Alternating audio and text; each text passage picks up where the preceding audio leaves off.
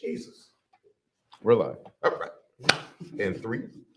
No, there's no 2, 1. It's I can count if I would like to. all right. Just like like a calculator. You can count on us because who is us?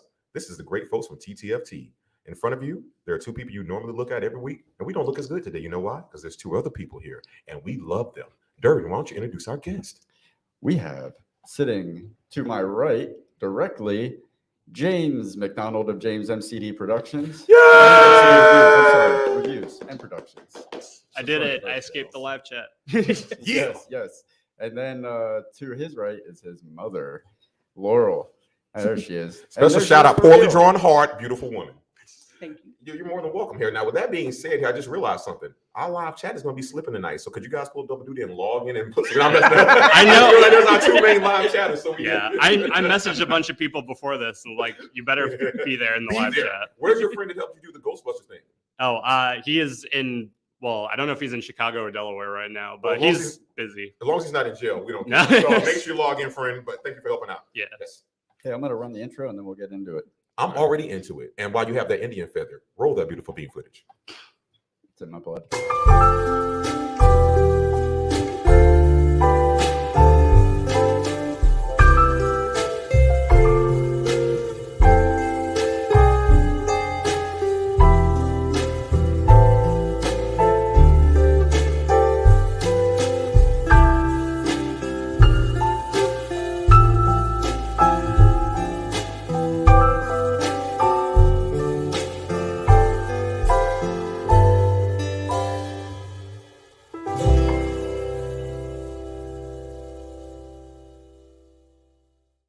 All right, today we are talking about the top 10 reset films. World, can you explain?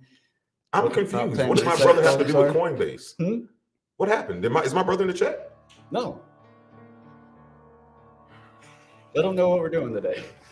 Hey guys, you know what we're doing? I just did it because I'm an actor, method. We're resetting today. What we just did was not the intro.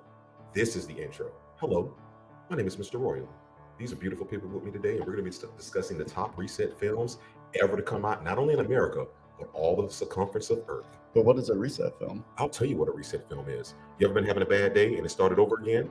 That's a reset film. Oh, I'm not done yet. Can I open my mouth all the way? Thank you. Try to do it without plugging a movie that's on your list. Try to pre-argue something that you're going to It's say. not an argument if it's true. And Okay. to quote George Costanza, it's not a lie if you believe it.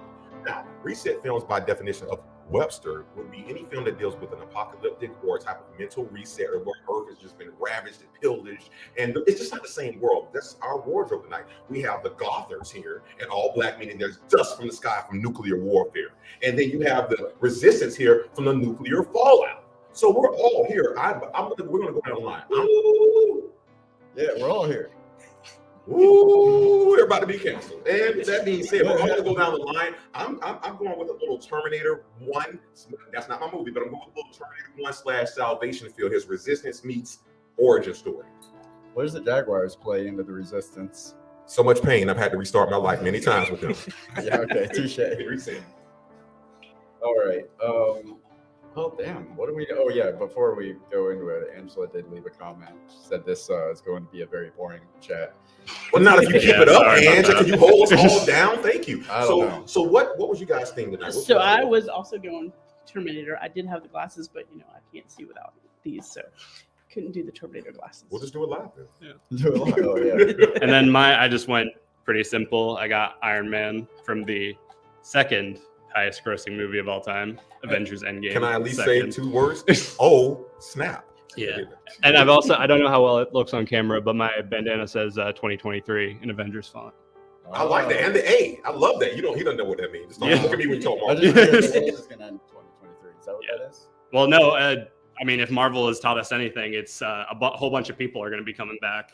Quantumania. Hey, Angela, let us know about the audio since you're listening. Tell us that. I don't even think she's listening. That's the crazy part. I think Well, she's turn it up and do a quick Turn it audio on. check, please. And also, James, so we don't spark weird controversy. no controversy is a word that That's keeps the word you were wanting about to come out say, of my though. mouth, but yeah, conspiracy. I want to spark conspiracies. Could you let the audience know who that is? Oh, yeah, this is my girlfriend, Anne. Say hi. The last time. Oh we my had- God! I need to get a girlfriend. I had no idea they answered when you said something. Say hi. Hi, hello, konnichiwa. Good touch. She's my emotional support. She drove us here, so She drugged you guys here. Not me. drove. Oh, The last time we had a young female sitting here, I was not she here, took a so tell that you were story here. later. You were here. She took a mysterious phone call and then had to leave abruptly. It was yeah. You wash your mouth out with soap, bad boy. Annie's in the chat. She goes, "Hey guys, hey, it's Laurel. I didn't speak All clearly. good. How's it going, Annie?" Hey James, 4 hearts. 1, 2, 3, 4. Not one for you. Sorry. I mean, the fact that you framed her perfectly, I want to give you credit for that because she's there. You're just like you see her, but she's not there. I love it. It's the new wild. I know, but she's not. She's not in the live chat right now. James, you want to get on that? We're in ultra high definition. Oh, she's boom. she's already beat us Oh to my it. God. The audio is good. All right. Thanks, so- Ange. All right, cool. Oh, and Angela has a 0 list. She's just here to watch. And it's That's been a week. perfectly It's been a okay. week. She's been drinking. Why didn't she just say no list? It's- I don't have a list. She said 0 list. It takes energy to type out 0. The Z's not near any letter you normally use. The visuals are amazing. Yeah. UHD. That's how I know she's not listening. She's just watching. Okay. All right. Well, we sound good. We look good. We feel good. I guess we could just go ahead and get into the list, right? All right. Why don't we let our guests start with their honorable mentions? Do you want to go first, or should I? Go for it. All right. My honorable mention is came out in 2020, directed by Michael Matthews. Is Love and Monsters.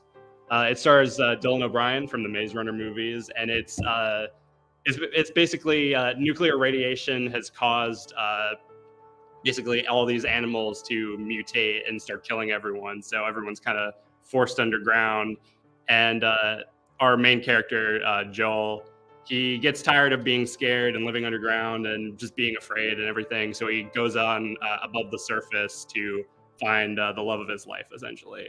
Was it an animal or a human? It was a human. Okay.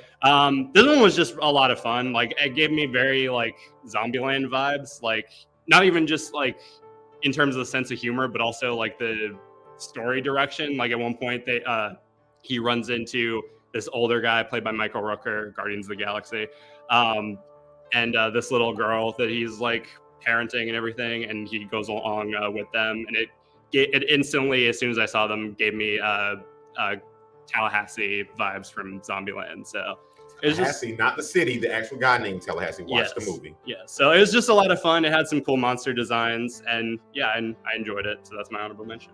Awesome, Laurel. Wait, Royals, get some practice on the reading. I don't know. I'm just saying you're I was going to use another finger, but this is a friendly episode here. So Hey, hey. I'm an indigenous. All right, I got you.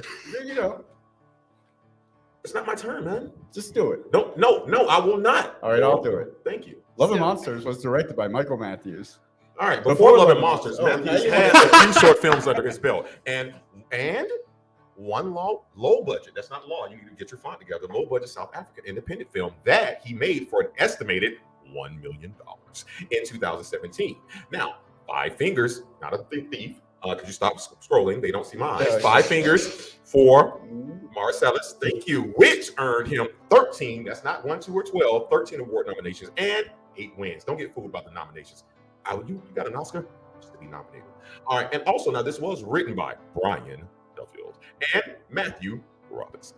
Duffield's credits include 2015's Jane Got a Gun. Sounds like somebody's doing a little appropriation there. The Babysitter and Babysitter sequel, Killer Queen. Sounds like Most of My Nights with No Sex.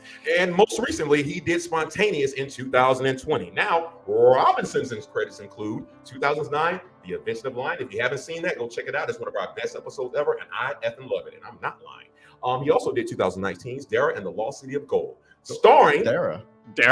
Dara. I dare you tell me I'm wrong how to pronounce something. Thank you. Dare I say? Well, Dara, okay. Dara the Explorer, Dora, whatever. He also did 2019's Dara, Tomato, and The Lost City of Gold. Could you not stop moving? I'm trying to That's talk good. about. That's good. You No, tell me. you know why it's not good? Because they're very impressed that they know I didn't see that S. Mom and Dad, read it stop and fighting, I just killed please. it. I just killed it. Dare I say? Dara. Swipe or no swiping. All right, Laura, what is your honorable mention? That brings back so many memories. I'm not even gonna lie. So I am gonna preface this with this is actually not my favorite genre of film. So my What list. are you staring at me for? I'm just, No, he's giving me some eyes. Like, I'm not Well- giving you anything. so my honorable mention is actually Armageddon, and I have actually not seen this since it came out in whenever it came out.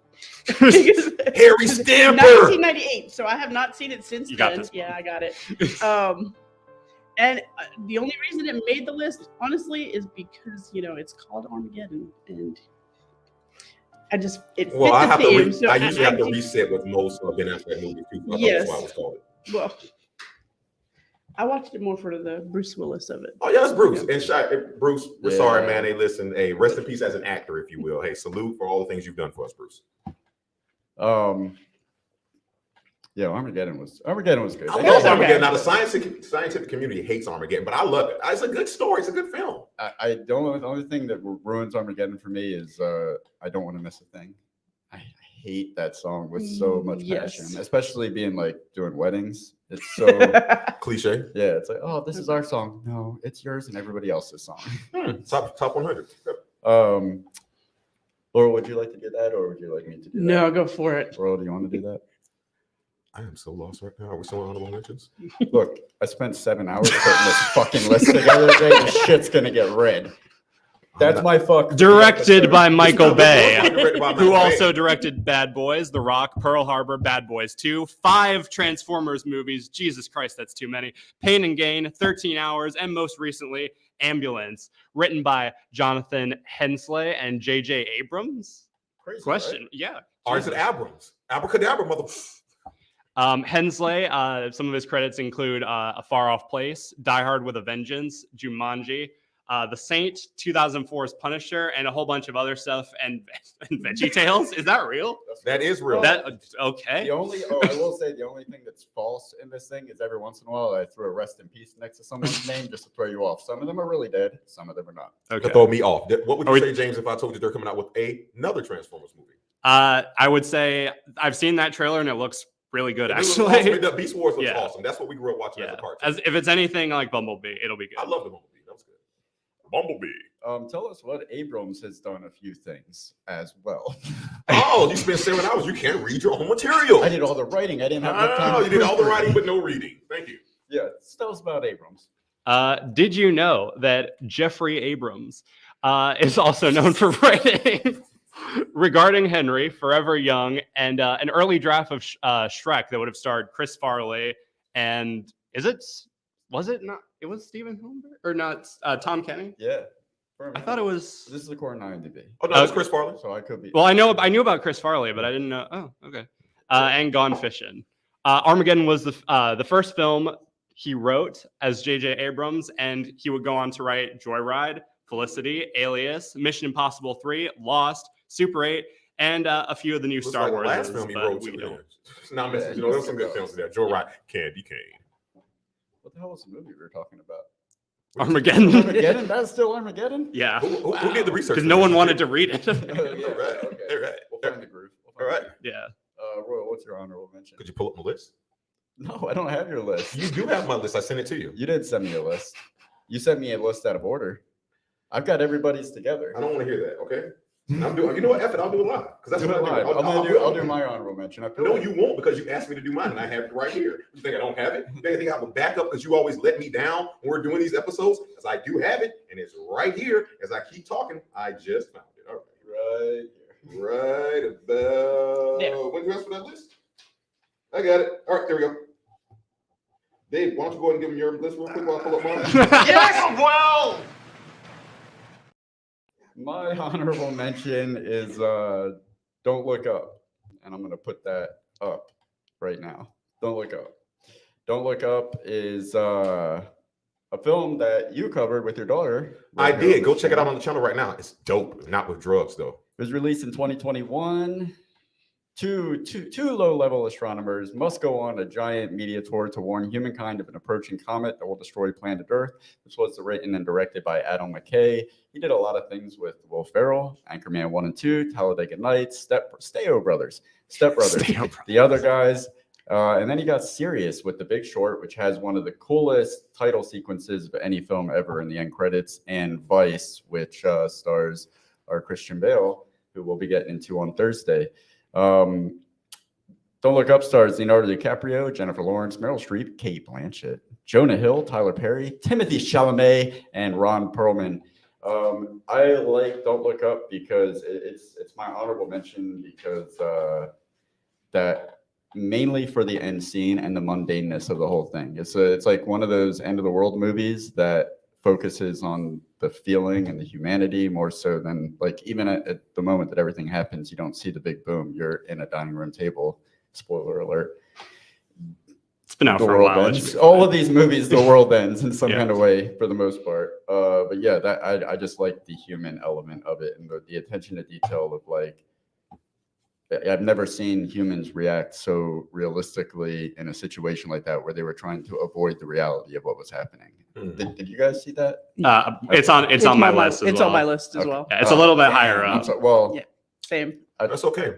It's okay. I'm both flattered and remiss at the same time because actually that is my honorable mention. But you know what's funny about it? I'm not going to tell you how I feel about it because they need to just go watch the review that I spent hours recording, hours filming, hours editing, and me and my daughter put a little hard time into. But I will speak to some of the facts you made, which lets me know you did watch the review. Dinner table scene. Not going to go into it. Let's just say it's giving the Last Supper a run for its money from the Bible. It's giving them a run for their money. It's the hardest things I've ever seen Jennifer Lawrence do since Hunger Games. She starts the movie out. Spoiler alert, rapping Wu-Tang Clan. You're never going to see that again in life. She will never do it again. Mark it, book it, love it. It's a refreshing film. Jonah Hill steals the show. I'm not going to tell you why and how, but he steals the effing show. Kate Blanchett, I have a new cougar crush. That's my new cougar crush. Kate, if you're out there. that's not new. You've been on Kate since like They season didn't know one. it. But now they do. But yeah, no, it's a dope film. I really love it. And great job, man. Great job. Checking the comments here. Annie says, David, what the hell is in your hair? Thank you.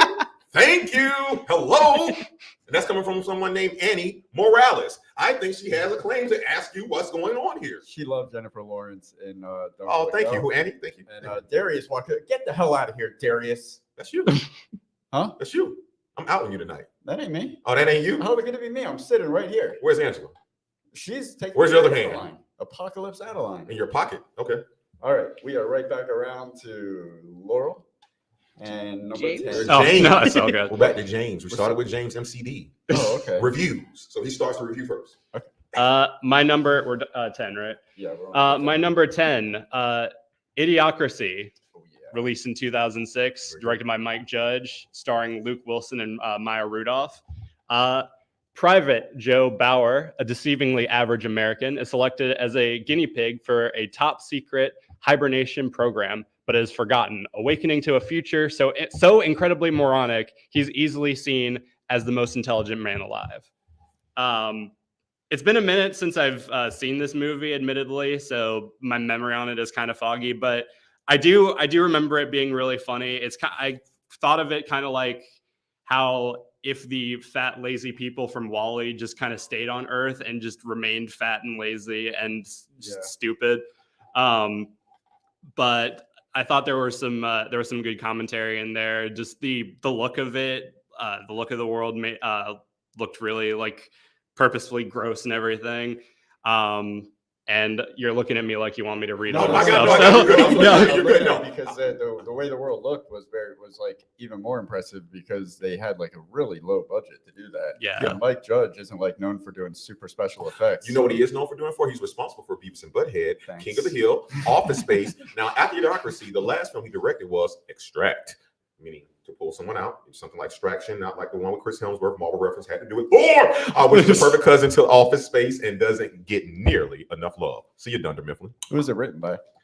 You know who it was. EC, Ethan Coen. Now, Coen also worked with Judge on Beavis and Butthead and King of the Hill. Love that. I love that show, King of the Hill, Bobby. All right. He also wrote Tropic Effing Thunder, which our title of our show was based on. Hey, cut. That's the trailer right there. All right. He also wrote Madagascar 2, which I was supposed to do the voice in. I just never applied to Disney. Men in Black 3. I'm in Men in Black. I'm in my 30s. Get Hard. Not going to speak to that. The Stinker that was Holmes and Watson. Yes, it stunk. And most recently, 2022's The Bad Guys. All right. Who's it starring, Durden? Huh? Who's it starring? I mean, You spent 7 hours. Tell him. Luke Wilson, Maya Rudolph, Dax Shepard in one of his funniest roles. Go away, bait, and Terry Crews and his iconic, like what would become President Trump, like the perfect meme. David Herman, who came over from Office Space, Mike Bolton. Yes. And Justin Long. Michael Bolton. And that movie is on my list as well, so I will save what I have to say for Well, it's later. funny. Angela You just heard her did say wanna chime something. in, so go away, Baton. Yeah. She loved Idiocracy, as she says right there. And Darius is his own person. I'm lost now because I thought I knew the truth. I'm lost. It's okay. Hey, you don't know. Is there anything else you wanted to say about Idiocracy? No, it was just really funny, and I'm probably due for a rewatch on it. Have you seen Idiocracy? I have not actually seen that movie, and I need to. It's on. I feel like any movie we talk about now, she's gonna be like, it's on the list. Yeah. It's on That the is list. on my list. I know your Shit, entire man. list is going to be on my list. So I don't know. My number 10 probably shouldn't be on your list. What's your number 10? So my number 10 was How It Ends with Forrest Whitaker. As I prepared my list, I was going through. I had not seen a lot of what you would call reset movies, same. and so I had to kind of fill in some of those gaps. And I'm not gonna lie, I googled the list and then I went down to see what was on my Same. streaming It's okay, services. it's okay. I will admit And- there are at least like 3 movies on here that I'm seeing for the first time. I had high hopes because I know Forrest Whitaker is a good actor. Sometimes He's a great actor. I'm But- not effing with him. He's a great Yeah, actor. I was not a big fan of this movie, though. To be honest, I know it's my number 10, but Well, that's why it is number 10. yes, You're not that a is big why. fan of it. Yes, well, I could have made it my honorable mention, but It's Forrest Whitaker. yes, I mean- that's what moved it up a little bit. It was a little bit on the boring side, to be honest, and his performance in this one was kind of flat. I'm not gonna lie. You probably want to be there. You probably mailed it in. I haven't seen it, so I wouldn't know. But I'll take Oh, your word for it. Yeah, That- don't watch it. Oh, wow. Don't waste your time. You should know how it started, not how it ended. Okay. Did you already say what the premise was? I don't know. If She So said there it was is there is some random. You never really find out exactly what it is that this apocalyptic event is. They Oh, I just like decide that. to travel across country to from Chicago to Seattle to save his daughter and Theo James's wife in this movie. Sounds like the United States, that couple from the United States that just drove across the country with no premise or plan. They just drove. I'm a fan of ambiguity in like. Are you? Yeah. Hmm. In movies, especially when you're used to knowing what the big It's funny you say event that is. because that's the theme of Iron Man 3. The character, Ambiguity? yeah, he says, as I thought about taking that 1 foot dive or something like that to the lobby, I thought about it. You gave me my greatest gift, Tony, ambiguity. No one knew who I was. So That's you're talking about a character expressing. no, I'm talking about a real word that a character used. I'm talking about a real word that Webster has confirmed that the movie used. Ambiguity. You brought it up. It's like defense. If you mention the word, you've opened the door. I'll just close I it. will say I have a huge crush on. Is that Zoe Maya Rudolph? Zoe Lister Jones? Is that who that is? That is in. That? I think that's Zoe Jones. how it ends. How it ends. You know what? That is not the how it ends. That's the but wrong that's how okay. it ends. Okay. That's Oh, I was wondering- That's right. Zoe Lister. That was I'm looking. I'm like, all right, the information there is different than on there. Okay. Well, I was I'm going to gonna say know 20. How many hours That did you says spend on this? 2021. That says 2018. Yeah. How many hours did you spend on this? Multiple. He's broken it down from 7. And I was like, I had a little time to myself. How many? All right. So the correct information was directed by David M. Rosenthal. He also directed the Jacob's Ladder remake in 2019. This was written by Brooks McLaren, which is his solo writing credit. And starring Theo James, Cat Graham, and rest in peace, Why- Forrest Whitaker's Why'd you left take the eye. He's not dead. He's never going I to die. said his left eye. He's still alive, just like It died unlike Left Eye. 25 years ago. It stopped. And I will say this: Where's you it should have took the blame for that. You should have blamed IMDb because most of our information we get from there is wrong anyway. For 40% of the time, 40% it's of the right. time, It's, yes. it's right 100% of the time. There you go. All right. Who's it? It's Me. me because you weren't ready. So I am ready. I go after. No, you already went. It's my turn. We're on 10. Oh no, we just did that one time because you told me you had my list prepared when we talked earlier. The meeting we had. Make it confusing. All right. What's your number 10? I think you already know it because it's in the title. Tenet. All right. Now, before you get into why, give me that real quick. And I'm going Check. to put up your. Hey guys, hey gals, hey whatever you identify as. If you come to our channel on TTFT, you will find a review of the film Tenet. I wish I could tell you what it's about. I saw it. I was there. I paid my money. I'm intelligent. I've been watching movies since I was in the womb, and I still don't know what this film is about. It stars Denzel Washington's son, which I'm not going to disrespect him. David Johnson, he's in there. There's a lot of great. Andy Serkis is in it. I saw it with him, and we reviewed it together. And I saw you in the movie, but I didn't know what happened in the movie. I came there with you. I left there with you, and I don't but it was know. it's on the list, so it was cool. But put it away. When I left, I reset it. Yeah. So guys, check it out. It has something to do with time, ambiguity, space, travel, time variance authority / Skynet mixed with a little Rolex. Just check it out. I guess I'll goddamn do it. This was written and directed by Christopher Nolan. Nolan's first feature film was Following, which he did in 1998. This starred Jeremy Theobald, and wouldn't you know it, we did an interview with Jeremy Theobald. That's funny you say that. We did do that. Now, would you also know who Nolan also did 2000 Memento, 2002's Insomnia, 2005's Batman Begins, Resurrection, 2006 The Prestige, 2008 The Dark Knight, hit me, 2010's Inception, I don't know what I'm dreaming about, 2012 The Dark Knight Rises, Pain, 2014 Interstellar, I don't have anything for that. 2003 Dunk Creek, don't have a good accent for that without getting canceled. Dunkirk, Dunk Creek, don't ask me what I'm talking about. And Dawson's Creek. Okay, that dad still needs to be under the jail from Dawson's Creek. 2020 Tenet, it came out in some year. I know it says 2020. I still don't know when it came out. And Oppenheimer, which we are very forward looking reviewing, will be released in 2023. Looks so good. It's so amazing. Dude, look at those movies. That list that you just rattled off. He doesn't put out a stinker. I know I didn't rattle off that list. I gave the list life, and you're right. He doesn't put out a stinker. Memento, Especially if Dawson's Creek was the best. Why do you keep saying Dawson's Creek? My number 10 is Scroll back up. huh? All right, that's what I thought. All the way up. All the way up. My number 10. Ooh, okay. My number 10 is Stalling. Terminator Salvation. The Resistance. At least 3 of us have a Terminator movie. That is on true. our list. Yes. And they're all different. They are So- all different. Tune in this Thursday for a new Devil's Advocate. We will be getting into a little situation that happened on the set of Terminator Salvation. I want you off the fucking set, you prick. That's a solid. Was it British? Is that British? That's pretty British. British. You got to do 5 more accents if you want to get them right. Because he went through like 9 accents. Yeah. This was in 2009 and 2018. A mysterious new weapon in the war against the machines, a half human and half machine, comes to John Connor on the eve of a resistance attack on Skynet. But whose side is he on, and can he be trusted? This was directed by Mick G. A lot of music videos he did in the 90s. His first feature film was in 2000, the year 2000, Charlie's Angels. He also did 2003's Charlie's Angels Full Throttle, 2006's We Are Marshall, 2012's This Means War, and the Babysitter films in 2017 and 2020. This was written by John Brancato and Michael Ferris. Ferris and Brancato also penned the 1995 Sandra Bullock suspense thriller about the World Wide Web, which has aged so well, called The Net. 1997's The Game, which actually has aged well.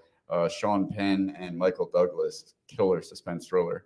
They're also responsible for 2003's The Rise of the Machines, the best Terminator of all the Terminators, right, Royal? We're going to you.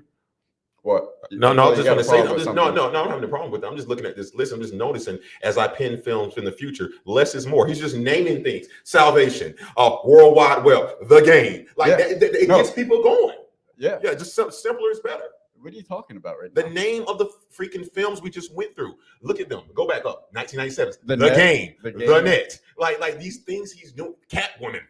Salvation. I don't think Catwoman got anybody going. It got me going. Well, and that same year that Salvation was released, another film that he wrote at theaters called Surrogates. That was in 2009. Salvation is on my list above the other Terminators because I love Christian Bale, and I don't think the movie gets enough love. Like for being, I think it's a really good movie. People just compare every Terminator sequel to T2, and they're all going to pale in comparison to that. But I really like the concept of Terminator Salvation. I thought it was really interesting to go back and see the origins of like right after everything went down. There is no worse Terminator film. They're all stacking up against each other. So again, but there is a worse Terminator thing that happened, and it was called the TV show. Other than that, all the movies are good. They have to. It's like I call it the Joker effect. Jared Leto wasn't horrible. You just went up against some of the greats of all time. Pick and choose your battles. Oh, Jared Leto was pretty horrible. He was all right in Justice League. That's the Snyder cut though. Yeah. The Snyder cut at the end.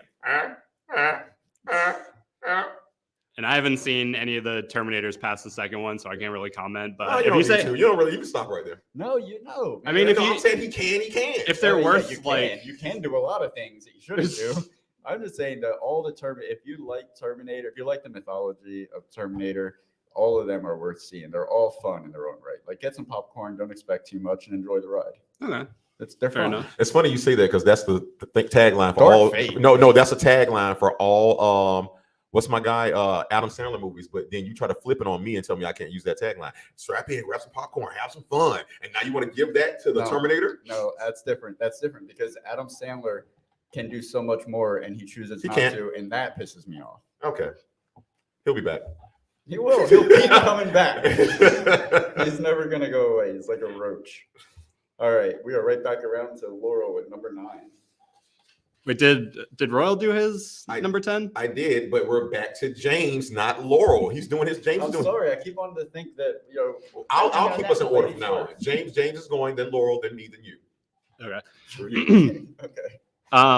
My number 9, Zombieland, the first one, although the second one was really good too. There you go, James. Released in 2009, a shy student trying to reach his family in Ohio, a gun-toting bruiser in search of the last Twinkie, and a pair of sisters striving to get to an amusement park join forces in a trek across a zombie-filled America. Directed by Ruben Fleischer. Did I say that right? I think so. Okay. Zombieland was Fleischer's directorial debut, followed by 2011's 30 Minutes or Less, 2013's Gangster Squad, 2018's Venom, 2019's Zombieland Double Tap, and most recently 2022's Uncharted, which talking on Uncharted, I did a review of that with my cousin, so check that out on my channel. Written by Rhett Reese and Paul Warnick.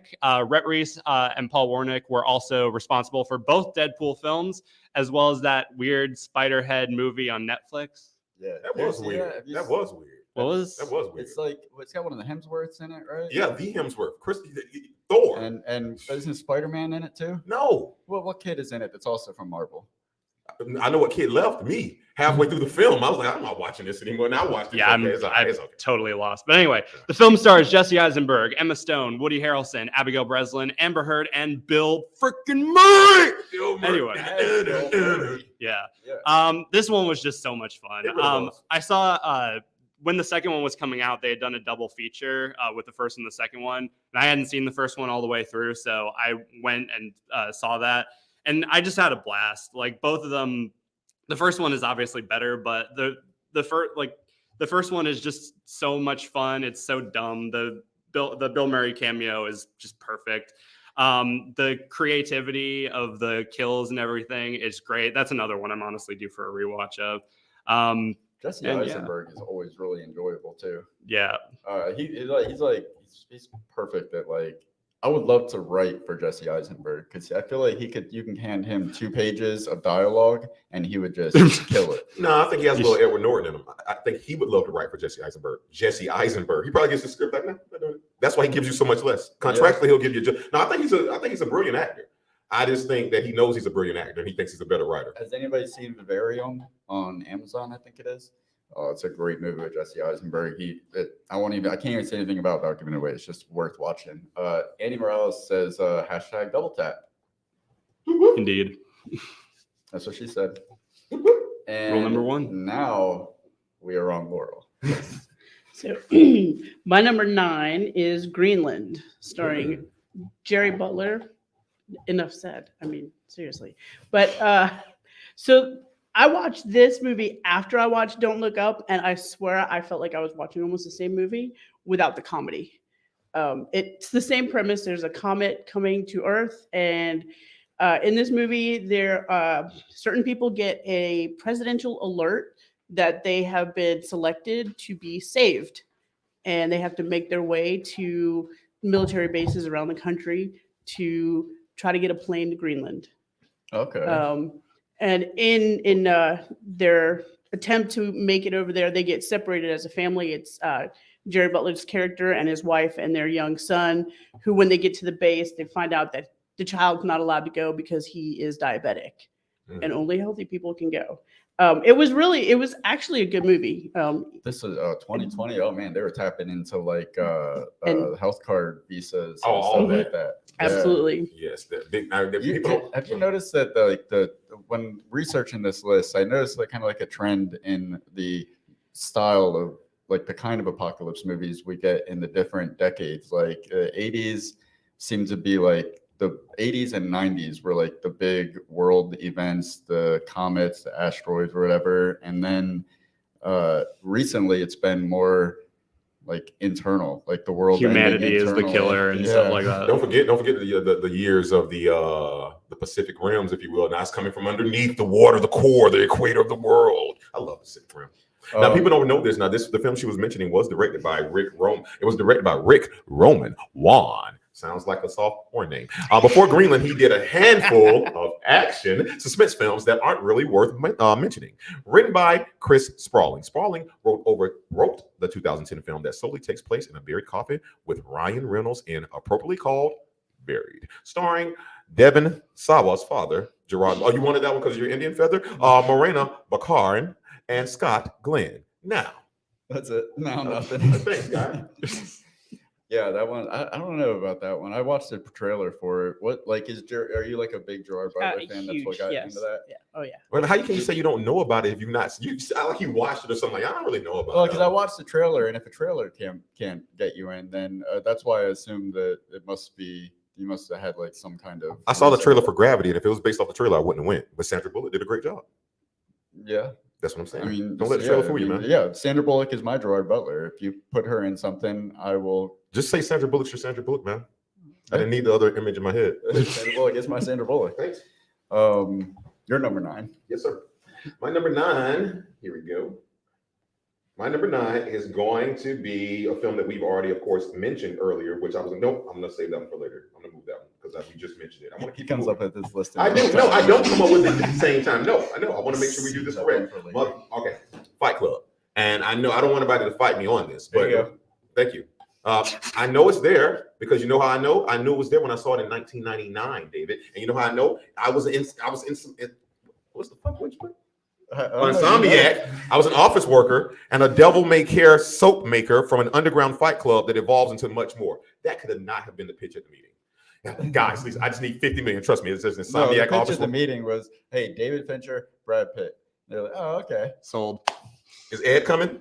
We're in talks. All right, now, but again, directed by David Fincher. Fincher solely directed music videos from 1984 to 1992. Among those over 60 videos from that period, there are quite a few gems, from Madonna to Paula and Duel, and Michael Jackson's Ray Orbison, Don Henley, and Aerosmith. Stick your tongue out if you got one. Rolling Stones and Patrick Swayze, She's Like the Wind. Annie, I know you just heard what I said on the other thing here. I know you're going to do it. Hashtag Dirty Dancing. We covered that too. Go check it out. You me. Nobody puts baby in the corner. Now, his first feature film nearly killed his career before it started. Alien Tra.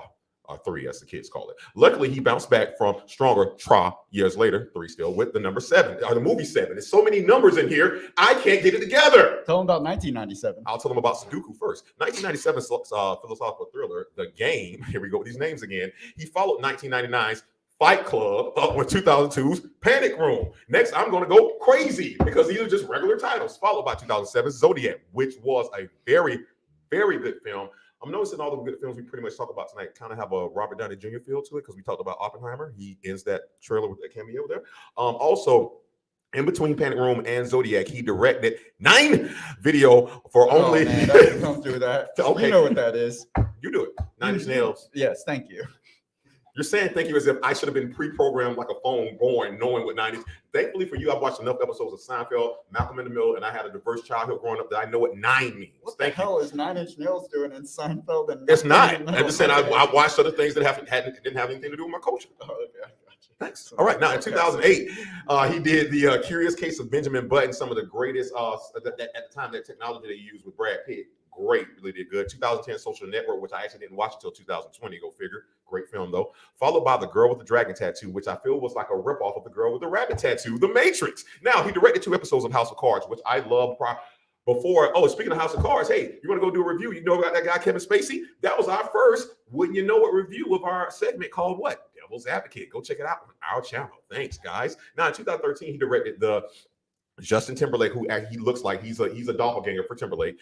Jay-Z's music video for As Long As I Got My Suit and Tie. I'm more of a doppelganger for Jay-Z these days. Looks like you're a doppelganger for John Redcorn. 2014's Gone Girl, 7 episodes of Mindhunter. His most recent film was 2020's Mank, starring Gary Oldman. And this was written by David Fincher's father, who passed away in 2003. Shout out Royce. Could you come back down? Thank you. Written by Jim Ewell's, based on Chuck Palahniuk's novel. Fight Club was, Yules. first screenplay to be made into a film. Now starring Brad Pitt, Edward Norton, Helena Bonham Carter, Meatloaf, and an audition by Tarian Royal that did not get hit. Okay. Now, please tell the world what's so great about Fight Club. Well, it's not what's so great about Fight Club. We're talking about reset films. So I'll jump straight to the end. The whole, first and foremost, people don't, if you don't want to talk about it, Edward Norton reset his whole world when he created Brad Pitt's character. His world was reset right then and there. But then if that wasn't literal enough or hip enough for you, they actually spell it out at the end of the film. He's trying to get back to zero. End all these corporate companies, erase all the debt, start back at zero. And they do that at the very end of the film. And Edward Norton says to one of Marla, who should have won an Oscar for that performance, you met me at a really strange time in my life. So yeah. I won't. You won't say anything about that other than kudos. It's on my list as well. It's a reason why it's not on your But list. somebody who does want to add something. Uh-oh. Rainbow Fart says, Hey, Antonio. Hog Live. Okay, I'm glad you were there. Yeah. Context. I had no idea. The name, the comment, The nothing. satire, I had nothing. Yeah, Hog I Live. know he left a comment similar to that on the Ghostbusters video, and Yeah. you guys replied like, we had to Google this, and we still don't know what it Hog Live. So, thanks. Is thanks appropriate to say? Yeah, in response? yeah. Oh, now you're worried about what's appropriate? Thank you. Oh my God. Jesus. My number 9 is 28 Days Later. This came out in 2002. Have you guys seen 28 Days Later? Yeah, it's on my list. Okay. I have Yeah. Oh man, great movie. You have not seen it yet? No. Oh man, it's so good. So the premise, if you haven't seen it, 4 weeks after a mysterious, incurable virus, ring a bell, spreads throughout the UK, a handful of survivors try to find sanctuary. This was directed by the great Danny Boyle, responsible for Train Spotting, and he did the other T2, Train Spotting 2. Well, it's called T2, Train Spotting. He did A Life Less Ordinary, The Beach, awesome movie with Leonardo DiCaprio. Check it out. Sunshine, Slumdog Millionaire, 127 Hours, Steve Jobs, Yesterday. He doesn't make a bad movie.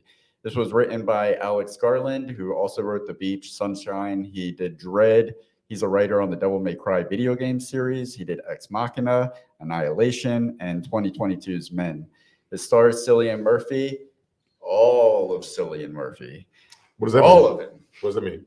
He requested a closed set for one particular scene, and you see all of Cillian Murphy. I'm not a fan of Cillian What, is Murphy. he a pianist? Huh?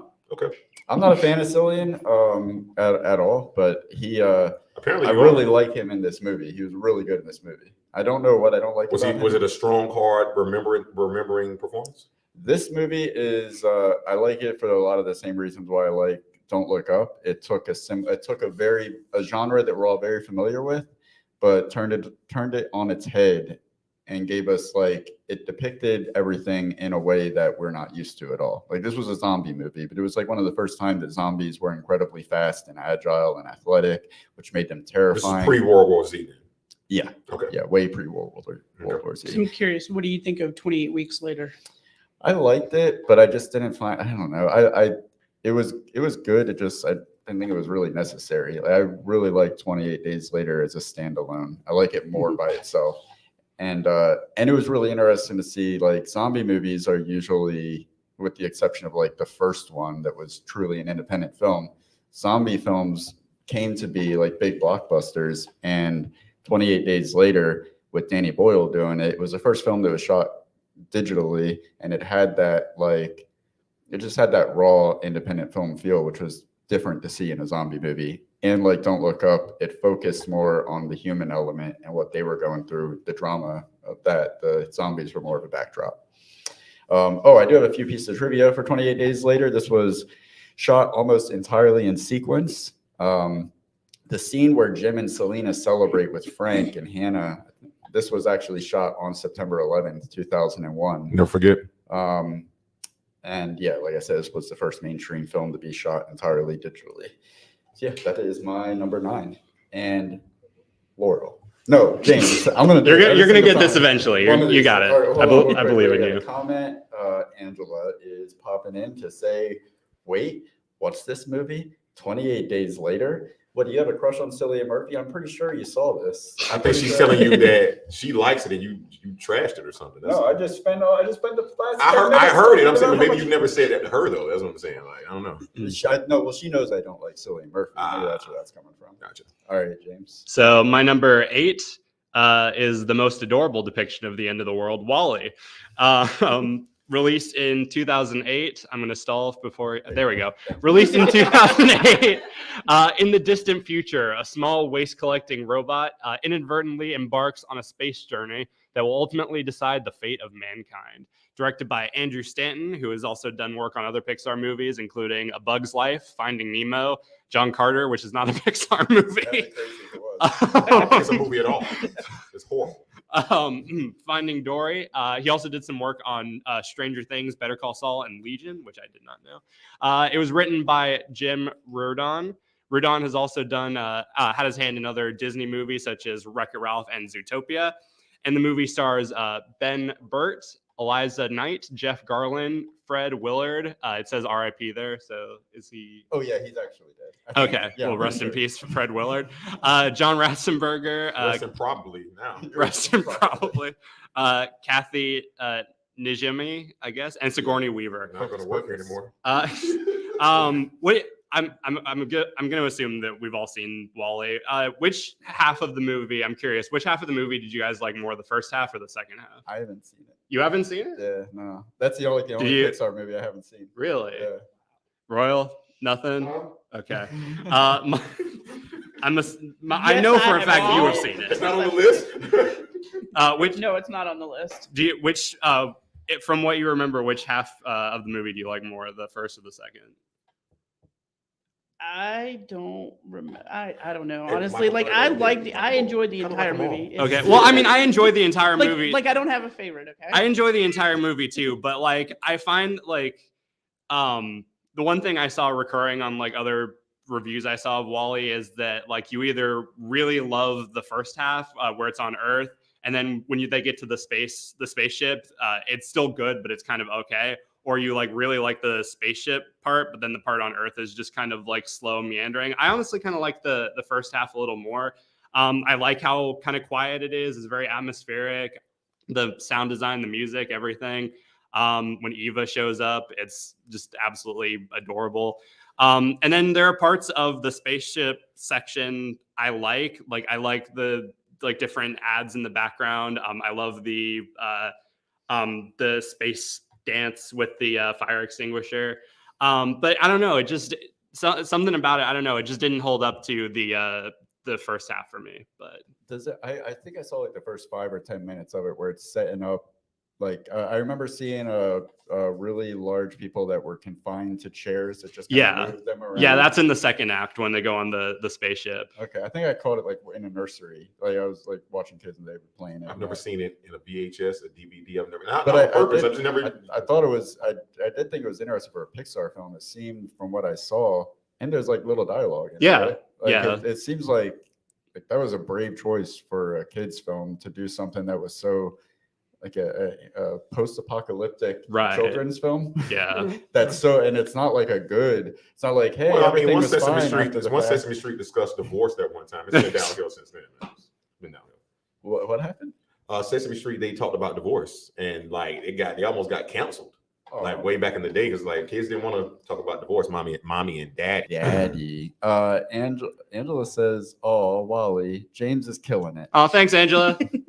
And she says, "I only remember the first half. I haven't seen it in years." That's what he just said. You don't remember one half. Go check it out. It's really good. Did you do a review on your channel? I did not. Coming soon before 2024. All right, Laurel, what is your number 8? Because you know which side of the debate I was on. I had to get my man Kevin in there somewhere. My number 8 is Outbreak. I'll go ahead and take care of the preliminaries for you. It was 1995. Army doctors struggled to find a cure for a deadly virus spreading throughout a California town that was brought by American and by African monkey. Now, directed by Wolfgang Peterson, rest in probably, he passed away last year, allegedly, according to Dirt. And this man gave us the never-ending story. It's such a big dog. The biggest dog since Cujo. And he's with Artax now, Wolfgang Peterson. I like that. That's so sad. That is sad, but he's being sarcastic. Enemy Mine. Yeah. He also did 1993, The Line of Fire, just before Outbreak, and followed it up with 1997's Air Force One. Not the song from Nelly, the actual film, Harrison Ford. Now, 2000's The Perfect Storm, 2004's Troy, 2006 Poseidon. I love Greek mythology. Written by Lawrence Duart and Robert Roy Poole. Now, Duart wrote another film that isn't worth mentioning, and Poole, in all caps for some reason, has a story credit for Armageddon, which we all say that we did love. It stars Dustin Hoffman, who is very funny. When we did our tirades video, we saw a different side of Dustin Hoffman yesterday, didn't we? Renee Russo, who, if you didn't know, Dirt is in Lethal Weapon. Morgan Freeman. I know. You did not. Kirstie Alley. Kirstie Alley. Yes. Kevin Spacey. Cuba Gooding Jr. Speaking of not speaking through a whole film, Lightning Jet Flash. Donald Sutherland and Patrick Dempsey. All right. So what is Outbreak? That's really good. That's really good. Outbreak. I feel like, if you look at that movie now in context of, 2020, it just feels like, it's still very relevant to me, I think. It's And of course, so weird that one monkey can take down a whole town. It's just the government's flying in. It's nukes coming from everywhere. It's one like scene in the movie. I haven't seen this movie in like 20 years, but that scene stuck with me so hard. Shot him? In the movie theater when one person sneezes. yeah. Now that was true. That's true. That's how COVID started. Over the past That is 2 exactly years. how. If you want to know when COVID started, when this movie come out, when that 95. sneeze went through that air vent, it just took 20 years to matriculate. That's COVID. And I when I was in a grocery store and somebody would sneeze, I would just think of Outbreak. Like, oh my God. It was very, but it also showed you, just like most Armageddon films, when the government's like, hey, we can lose $1 billion or lose $1 trillion, let's get those billion out of here. Like they don't care. There's collateral damage to them. They'll take a town out to save the world, which I can't disagree with them on. But can I at least get a number first, a random number? What did Thanos say? It would have been at random. And that's what I call mercy. You do it at mercy. You don't just isolate the town, man. Those movies are uncomfortable to watch. Like I'd rather watch it. Like it's great, but it taps into a fear that's too real. Because it is real. Martial law is there for a reason. No, I'm talking about just like infections virus and wise, like pandemics and stuff like that. That's terrifying. You can't like outwit or outrun or outfight a disease for the most part. I'm not Science a says doctor. otherwise. I we're all can't. still here, Science aren't says- we? yeah, We science says survived otherwise. 2020. Yeah, At the moment. Hey man, We At did. the moment. polio ain't got it on me. We did, but let's be clear. I did absolutely nothing. Yeah, you did. Nothing. It was that to, medicine like- you take every day. like, It comes from it the was- ground. It comes from the earth. I'm here by luck. Nope. Take that good medicine he gave us that comes from the earth every day. Is it my turn? Yeah. All right, mine's going to be quick because actually James brought it up earlier. Zombieland, but I'm going to speak to it from a different perspective. The reason why I say it's Zombieland because it came out of left field. And when you see a film that, first off, it's hard to redo a zombie film. We've seen them our entire life, Walking Dead, World War Z. We've seen all these films. So one night I was home and I was taking that medicine you took to survive the pandemic, and I was watching this TV, and I was like, you know what? Let me check out Zombieland. And I checked it out, and we talked about the what was the other actor from it that we talked about earlier? Who I said was a brilliant actor. Jesse Eisenberg. Jason Eisenberg. Jesse. Jay. I call him J Man. Jay. But again, the standout performance in this to me, because I feel like he does not get his flowers enough, is Woody Harrelson. I love Tallahassee in this film, and I love that he's talking about his, spoiler alert, his son the whole time, but he's talking about it as if he's a dog because he wants to show his emotion. He's looking for that Twinkie. You were right, the classic American Twinkie. That's what you were supposed to write, not just any Twinkie, the original Twinkie. Because he said something like, what do you say, screwball? Who wants a screwball? But again, it's so hard to put a different take on something that's been done a million times. And Zombieland, with no warning, came out and made me laugh at zombies, but still was serious enough. And like you just said earlier, BFM. Bill freaking Murray, which most people don't realize why I loved it more than any effing thing in the world. You would have thought Woody Harrelson would have never wanted to see Bill effing Murray again, especially what happened after what happened to him in Kingpin. Yeah, Connections. That's the cameo of a lifetime right there. No, you didn't hear what I just said. What does that have to do with Kingpin? You just said, yeah, you just rolled into my compliment like you knew what I was talking about. No, I was talking about Bill Murray. I was talking about Roy Munson. Who screwed over Roy Munson? I don't know. Bill Murray. Who played Roy Munson? Bill Murray? No, Woody Harrelson. The film Kingpin. Hey, I'm just trying. Farley Brothers. I'm just trying to go. Coen Brothers. It's not doing that for you. Farley Brothers. Not Farley. The Coen Brothers. That Kingpin. I think you're right with Farley. Oh, I am right. I'm trying to figure out why you didn't know. I can't be this brilliant. I don't get it. I'm just saying I'm done, man. You said you were happy about Bill Murray. Hey, man. Right? That's why Are you you not love keeping up? I said I'm Zombieland, happy right? about Bill Murray. I said an underrated performance was my guy, Woody Harrelson. I said you would have never thought he would have screamed Bill F. Murray after Bill F. Murray screwed him over in Kingpin. Okay, Keep you're up! connections. Okay, I got you. All right, flowers. Thank you. All right, my number 8 is Demolition Man. This came out in 1993. It's about, if you haven't seen it, go see it. It's Murder, a death, kill, police murder, death, kill. officer. A police officer is brought out of suspended animation in prison to pursue an old, ultra-violent nemesis who is loose in a non-violent future society. This was directed by Simon Marco Phoenix. Brambilla. Demolition Man was Marco's first film, followed by 1997's Excess Baggage with Adrian Grenier and Alicia Silverstone. He also directed Kanye West's music video for Power and has only done short films since then. Kanye West just be ending careers left and right. Mm-hmm. Written by Daniel Waters. Daniel Waters' first film was Heathers. I know you love that, Emma. I love that. Emma loves it more. Hudson Hawk. Right before Demolition Man, he wrote Batman Returns. This stars Sylvester Stallone, Wesley Snipes, Sandra Bullock, Benjamin Bratt, Dennis fucking Leary, Bill Cobbs. That's crazy. If you didn't know, I was so ready to make fun of you. I just can't remember the movie anymore now. She said, "No, it's Dennis Leary." I was so ready to never come. Demolition Man is I think it's one of the most inventive post-apocalyptic movies. It's a very unique view of the future, and I think like it's like almost like a prophecy that's come true. Everything like except one thing. The political correctness, yes, the self-driving cars, check. The underground, check. Trying to censor the food we eat and everything like that, check. That rat burger looks so good. It did kind of look kind of good. I'm not gonna lie. It kind of got like a Crystals or Old Wendy's feel to it. It really did. And everything is becoming Taco Bell. As we talk about this, I know 3 people have seen this film, and one. Have you seen it, James? It's okay because he's just as clueless as I am about one thing. You haven't seen it either? No. Oh, so fun. Oh, you guys got to go Wesley see this. Snipes. Yeah. Wesley Snipes. Oh yeah, Simon Phoenix. Yeah. Let me ask you this though. I know I've seen that movie 40 times, and I'm a connoisseur, film connoisseur. What were the 3 seashells for? Nobody knows. You can't. The internet is no one literally knows. Yeah. It's a throwaway prop. It has to be. Let me know when you guys watch it. But yeah, I think Demolition Man was awesome. And like another thing that it predicted was the way our speech is policed. Oh yeah, and mainly by not like any kind of authority, but by each other. But it was a bad idea because it was hyper police. Like it's not like, oh, you're doing something wrong. It's like say a curse word. I'd be broke because like there's a part. It's not a spoiler alert. If you curse in their future, the thing, let's just say they'll say, Laurel, you've been fined 1 demerit for a speech impediment, and it comes out. You're like, why would you give me that? Here comes another one right after. Well, so to take it back, so the mystery is that there's 3 seashells in the bathroom, and Sylvester Stallone's kind of like a caveman from our time. He doesn't understand the concept of what you guys don't have toilet paper. You used to use wadded up pieces of paper to wipe their butts, but they never explain what the 3 seashells are. So going back to the getting a fine for cursing, when he comes out of the bathroom, he still hasn't wiped his butt, which is clear to me. He goes up to one of the machines that listens for if you're cursing and just rattles off every curse word he could think of to get enough paper to go back into the bathroom and wipe his butt. Brilliant. Yeah. Stallone was brilliant in that one. It's a and Sandra Bullock. You got comedy, you get action, there's a little bit of suspense, and it's like a really cool depiction of what the future could look like. Real quick before we move on, the comments. Angela's with you. Bill freaking Murray. I salute his wall in Murray Hill every day. And Bill Murray's days, I feel like they're numbered. All of our days are numbered. No, not in that way. Not like, I'm talking about, like he's overdue to get canceled, essentially. Please stop it. Don't do him. Don't do it. Let's see what happens after Ant-Man. Yeah. Well, right. I mean, if Ezra Miller can make it.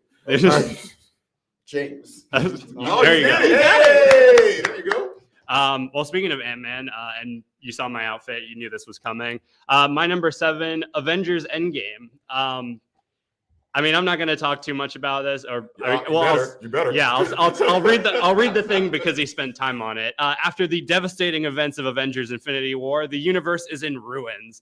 With the help of the remaining allies, the Avengers assemble once more in order to reverse Thanos' actions and restore balance to the universe.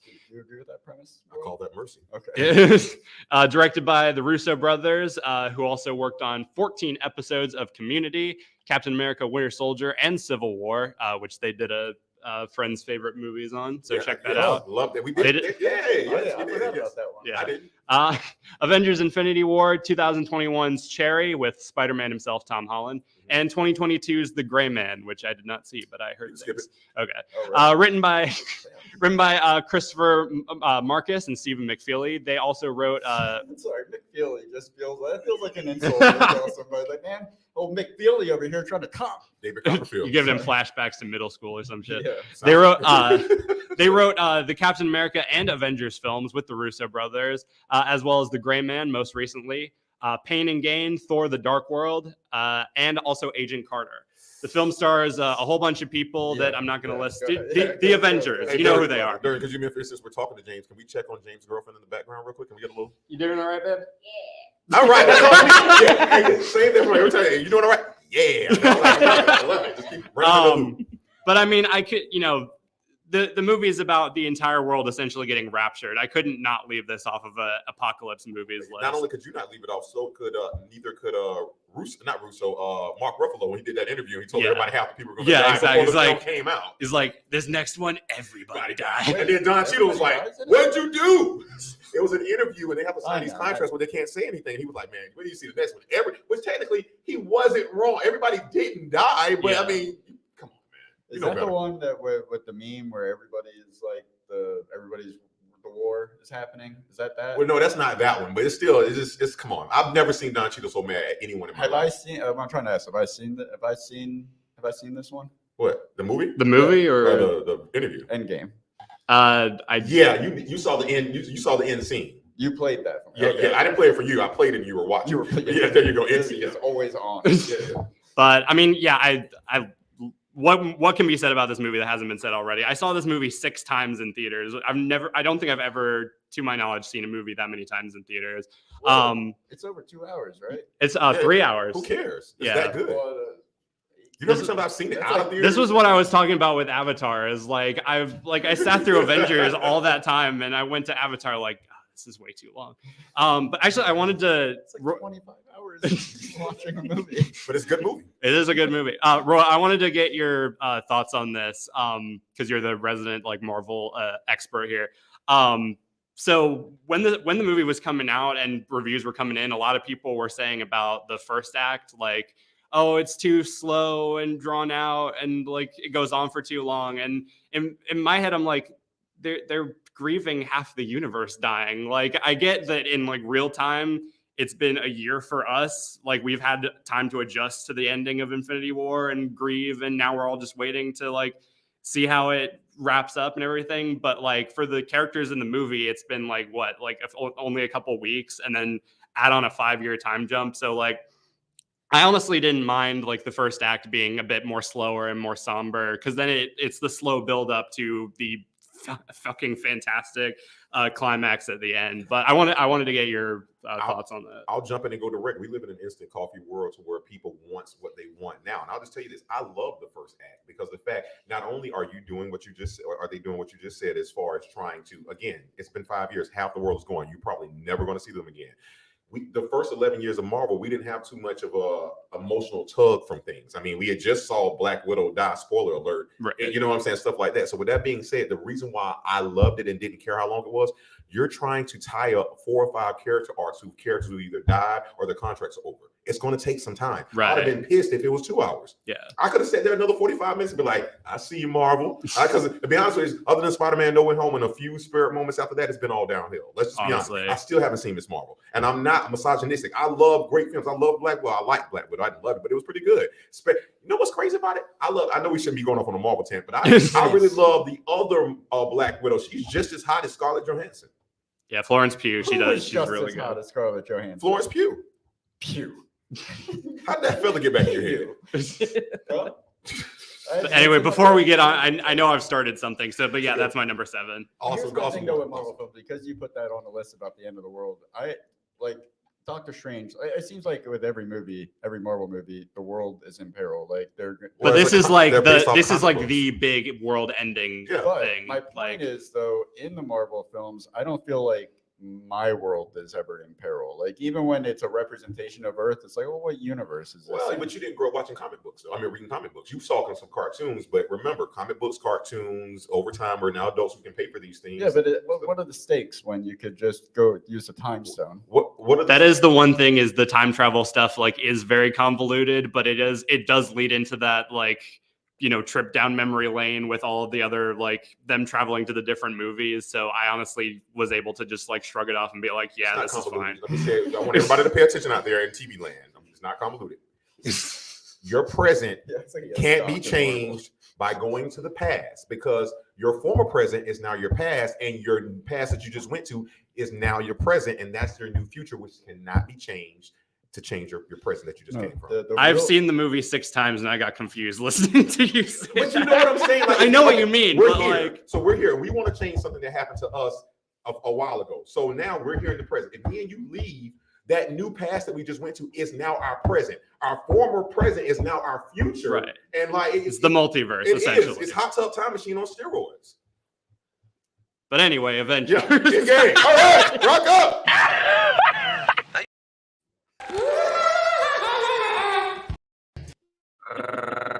Who's turn? I got one It's thing my to say after your time travel rant. Yo no comprende mucho gusto. Okay. Mom, I believe it's your turn. Sorry, guys, for that time It's limit. all good. No, it's all good. My number 7 is the Hunger Games. I didn't have not a particular film. I like all 3 of them. I'm going to say the books are better. Oh, books are better. Absolutely. The books were Reading is definitely better, fundamental. but I did really enjoy these movies. I do feel like we are headed towards that future, I think. We're almost I there. see- I It's clone meat they keep putting out there. Yeah. Yeah, I always forget about Hunger Games being like kind of up there with like the 1984, like a dystopian society. It's very well done. But like she Yeah. says, I don't think any movie will ever be better than the book, because you have the most fans who come from the movie love the book, and then they have to change so much stuff. I'm gonna let you finish. I'm gonna hashtag Kanye real quick. This was directed by Gary Ross. Ross's first film was 1998's Pleasantville. This was followed by 2003's Seabiscuit. So McGuire. 9 years later is when he did Hunger Games. Dude, Brothers with Natalie Portman and Tobey Maguire. Holy shit. I've never seen that. I didn't either, but I saw a scene of it on TikTok, and I'm gonna You've been watch seeing it a lot of soon. scenes lately. Yeah, I've seen it. 9 years later is when he did Hunger Games. So that's 9 years later from 2003. More recently, in 2016, he did Free State of Jones, and was followed by 2018's Ocean 8. This was written by Gary Ross, Suzanne Collins, and Billy Ray. Just Billy Ray. Now, Osiris? No Iggy Regular. Ross puts his pen on most of the scripts that he directs. Here's a few films that he wrote without directing. His first screenplay was 1988's Big. He also wrote 1993's Dave and 1994's Lassie. For being a writer, he doesn't like to come up with more than one word. I noticed. Oh, now you see the. Oh, no. Aside from Hunger Games, Thank you. Collins is only credited for previously working as a writer for various kids and young adult television programs, including 3 episodes of Clarissa Explains It All.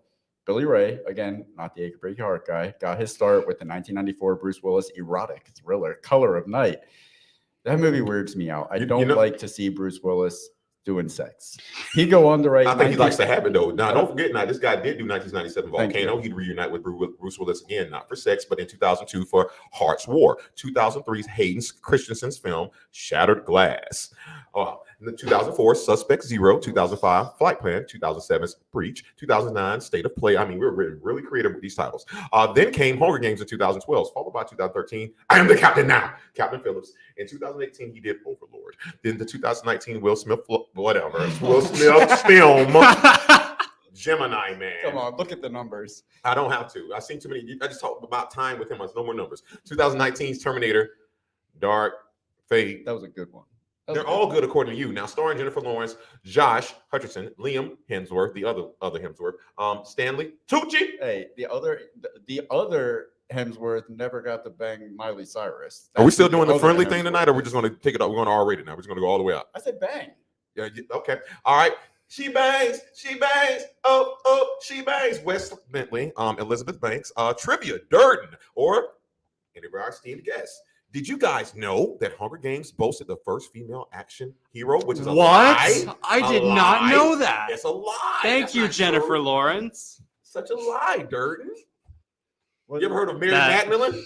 Oh, I still can't believe that Laurel, she actually said that. Annie is right there with you. She says, "Great one. I'm obsessed with Hunger Games. Love the books." And Angela says, "Good one, Laurel." Oh wait, I gotta do it in her voice. Good one, Laurel. There you go. That's funny, but I'm not laughing at you. Slap him when you get home. Thank you. So I know you kind of got into it before I really interrupted, but what was it that, like, what made you want to see the Hunger Games? After reading the books, Okay. I just really wanted to see how they translated to a movie. Were you satisfied? I mean, as far as adaptations go, it wasn't bad. Are you going back to Laura Yes and no. Perot when I asked about No. I skipped that when I went back to yesterday. You were like, when he was like, "What did you do? Was it good? Was it good for you?" liked it? Oh, well, that's just great. Yeah, that's. Oh, Jayla made it. She called me 2 hours ago. We're almost done now. Get out of here. Go study. I'm Like paying for father, it. like Me and your mom. daughter. She's right on time. Hello. I Love you, Jalen. like the Hunger Games a lot. I just always forget about it because it gets lumped. I forget that it's a really cool movie about dystopian society, and I think of it as like a Like a YA. Twilight or like. Yeah. But it's not. seems Man. like- It's so not, no. I know new. it's not, but That- it just gets lumped into that the marketing. Put it this way, I didn't read all the books. I just read some of them to kind of get try to get information on some of the characters. But you tell me this really quick before we move off of it. I know it wasn't like the books, but when they start killing those kids, I'm like, this seems pretty accurate. Like Yeah, the kid, it like was, it looks like kid death. It's a lot of kid death going on here. Yeah, that's another one that I'm due for a rewatch on. They're making Gotcha. another one later this year, I think. I can't tell you that online, but my friend, he has a Fire Stick that's jailbroken, and you can watch 24/7 movies. And he watches Hunger Games all the time on like that 24/7 channel. It's dope. Man, I wish I had one. Anyways, we're on number 7. I heard he's programming one for you soon. When you come over tomorrow. Thanks. I'll let him know I said thank you. I will. And I'll be here to get it. Okay. There. I mean, I'll be there. All right. All right. What's your number 7? Is my go? Yeah. All right. My number 7. Let's switch it up. Let's get loose with this one here, since you didn't write my numbers down. My number 7 here is going to be here. I am Legend. Oh, that other Will Smith. Well, you got to keep There going, you well, go. baby. All right, so I Am Legend. The year is 2007. Now, years after a plague kills most of humanity, seems like that's been a theme or almost theme for all our films tonight, and transforms the rest into monsters. The sole survivor in New York City struggles vehemently to find a cure. Okay, you know what? You're no longer writing these because I wouldn't even say that word. I've said the word one. That's my last time saying that I word. didn't this year. write that. The marketing team for the movie wrote What people? that. What girl? All right. So yes. Anyway, now directed by Francis Lawrence, 2 first names if you want. Lawrence directed pretty much all the music video. Apparently, MTV is hiring a lot of film directors now. All the music videos from the 90s and early 2000s until releasing the first feature film in 2005, Constantine, which I love, and they are doing is it a sequel or a remake to now? I think it's a remake. I'm there for it. All right. Now in 2011, Water for Elephants. I gotta love that. He directed the Hunger Games sequels, Catching Fire, Mockingjay. He continued to work with JL, Jennifer Lawrence, in 2018, Red Sparrow, not to be confused with Black Widow. Most recently, he directed 2022, Slumberland, not to be confused with Alice in Borderland. Written by Mark, I'm not even going to go for that Russian name right there. I like Russian people. I just can't. Petrocevic. That's so wrong and racist, but it's right. Petrocevic. And Akiva Goldsman. And Petrocevic. credits include 2000's underrated gem, The Cell. I thought you were talking about Uncut Gem, but that didn't come out in 2000. 2000's underrated gem, The Cell, which was his first film. Overrated. Yeah. Just before I Am Legend, he did 2006 Poseidon. Now he has a story credit for Thor in 2011. Marvel. What? His last credit to this date was 2013 Old Boy remake. Now Goldsman has his name on pretty much every movie you love. Take a breath. All right, here we go. He burst onto the scene in 1994 with The Client. He also did Batman Forever in 1995, 1996, A Time to Kill, 1997, Batman and Robin, 1998. He did Lost in Space and Practical Match, 2001, A Beautiful Mind, 2004, I Wrote, 2005, Cinderella Man. He did Da Vinci Code in 2006 before I Am a Legend. He followed up I Am Legend, 2009, Da Vinci Code sequel, Angels and Demons. Fast forward through some projects in 2017, brings Transformers, The Lost King Knight, and The Dark Tower. He also created writers and directed Star Trek's Picard, and he wrote upcoming Constantine 2, currently in production. And yes, it is a sequel, not a remake. I'm so excited about it. This stars Will Smith and Alice Breaker. There you go. That's how you want to end it? Yeah, I just, yeah. dude, I I wrapped just it up broke a Guinness for you. Book of World Records Hey, man, right I put there. a cherry on I had top. like one error in You like made a 9,000 damn near words. perfect cake, and I put a perfect cherry on top. And I'm gonna put it Little right in tiny your cherry. face. All right, what do you like about it? Huh? What do you like about it? He went through that whole speedy like thing. He forgot where he was for a second. All right, okay, now I'm back. I'm back now. I'm back. All right, no, I'll make it short and quick. What I do love about it again, I love. Hold on. Did the dog die? Spoiler alert, he did. See, that's why I'm not watching it. He came back and died again by Will Smith's hands. Yeah. Hold on. Wait, I got something. Is it Mufasa? It has to be. Oh, yeah. I ain't lying. That dog died. See what I did? So he for real died? No, he definitely for real died. I mean, not Peter, not in real life, but in dystopian life, he died. So with that being said, I Will love Smith slapping? Nope. He slapped his acting talent all over this film because if you're going to give me one person in the film for the first hour, you better be one of the greatest actors of all time. But I don't get me wrong, there are a few characters here and there. But again, what I really loved about this was the fact this wasn't just a regular person on Earth anymore. This was a scientist trying to, spoiler alert, fix something he messed up. He felt that it was a Hippocratic oath. He felt that importance to his. He says it throughout the film several times. This is my site. This is my site one. He's trying to, he got like 100 zombies trying to break in and kill him. He's like, I can save all of you. I'm like, no, you can't. No, you can save your career, but you cannot save yourself right now. So that film, again, it resets the show. There's something worse than waking up with a land full of The Walking Dead and it's being a whole bunch of zombies and a whole bunch of people. Imagine being one person and going to sleep every night with that dog and hearing zombies come around your house every night and threatening to almost eat you and turn you into what you made. So yeah, love it. Go check it out. I Am Legend. And so am I. I will not be checking it out. Is it on the list, Laurel? It is not. It's on Netflix. I was wondering why they weren't saying anything. They were like, really? All this happened night? For the same. Yeah, I'll get more into it when it comes up on my list too. There you go. I'll send you guys a list. There you go. My number 7 is The Happening. That's right. That's not sarcastic. That's really there. The Happening. This came out in 1995. If you haven't seen it, no, not 1995. I left that there. That's Outbreak. Outbreak came out in 1995. I don't know what the hell year What's The Happening happening? came How out. about now. what's happening? Hmm? What's happening? Okay. If you haven't seen The Happening, which didn't come out in 1995, this is a future world that's devastated by disease. No, that's man. That looks like virus, human population. Nope, that's 2008. That's still The Happening. That's still Outbreak. Thank you. just tell us what you love 2008. about The Happening. The Happening is directed and written by M. Night Shyamalan. Have you guys heard of this guy? Yeah, he did the last Yeah, episode. he's done a few things. All right. If not, keep an eye out on him because he's going places.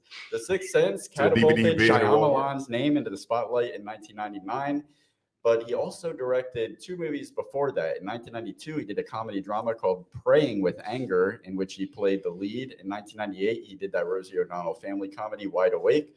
Following The Sixth Sense, he did 2000's Unbreakable Love and 2002's Signs. Love it. 2004's The Village. 2006's Lady in the Water.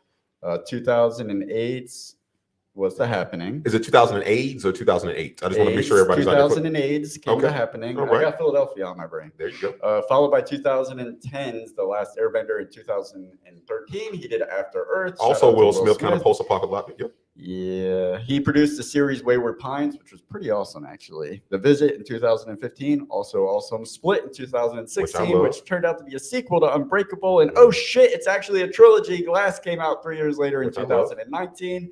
His most recent film is 2021's Old, Which is hilarious. it's yeah. His most recent, lately, he's been working on the Apple TV original series Servant, which seems to be making waves. I haven't seen it yet.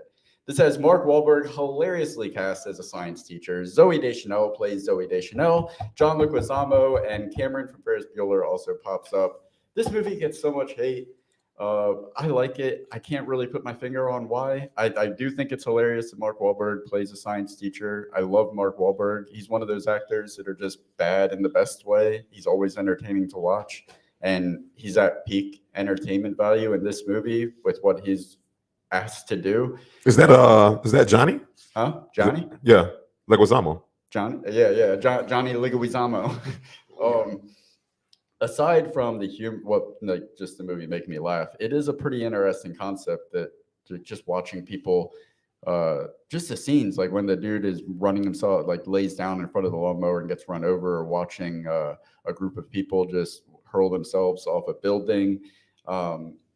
It was just very jarring. And I remember it was like really big because it's like Shyamalan's first rated R film. So it was, he didn't really, there was just extreme violence. But I like the mundaneness of it. I like that nothing happens. I thought that was the coolest twist of all, is that like Shyamalan did like the ultimate Shyamalan twist on everyone. So everybody was going into his movies wondering like, all right, what's the ending going to be? What's the big twist? And the way he pulled out the rug out from under us on this one is that there is no twist. It's absolutely nothing. It's just some leaves blowing and it's making people do crazy stuff.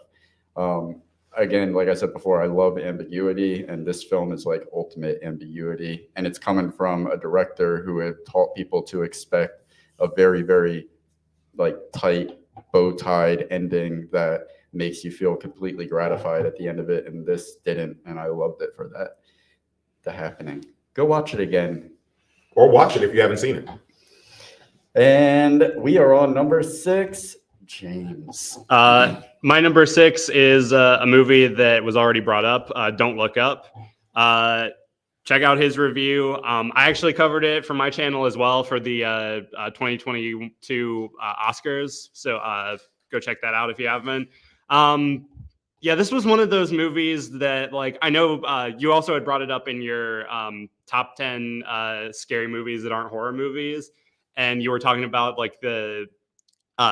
I had mentioned that it was more depressing than scary, and I do agree to an extent that it is a mix of both, but especially towards the end when they're all sat at dinner and they're about to die, I kind of got more like, wow, this is really, really sad than like, I mean, and I did feel like the dread of the situation, but it was more just like, especially because of how real it is, like, and how close to home it hits, like.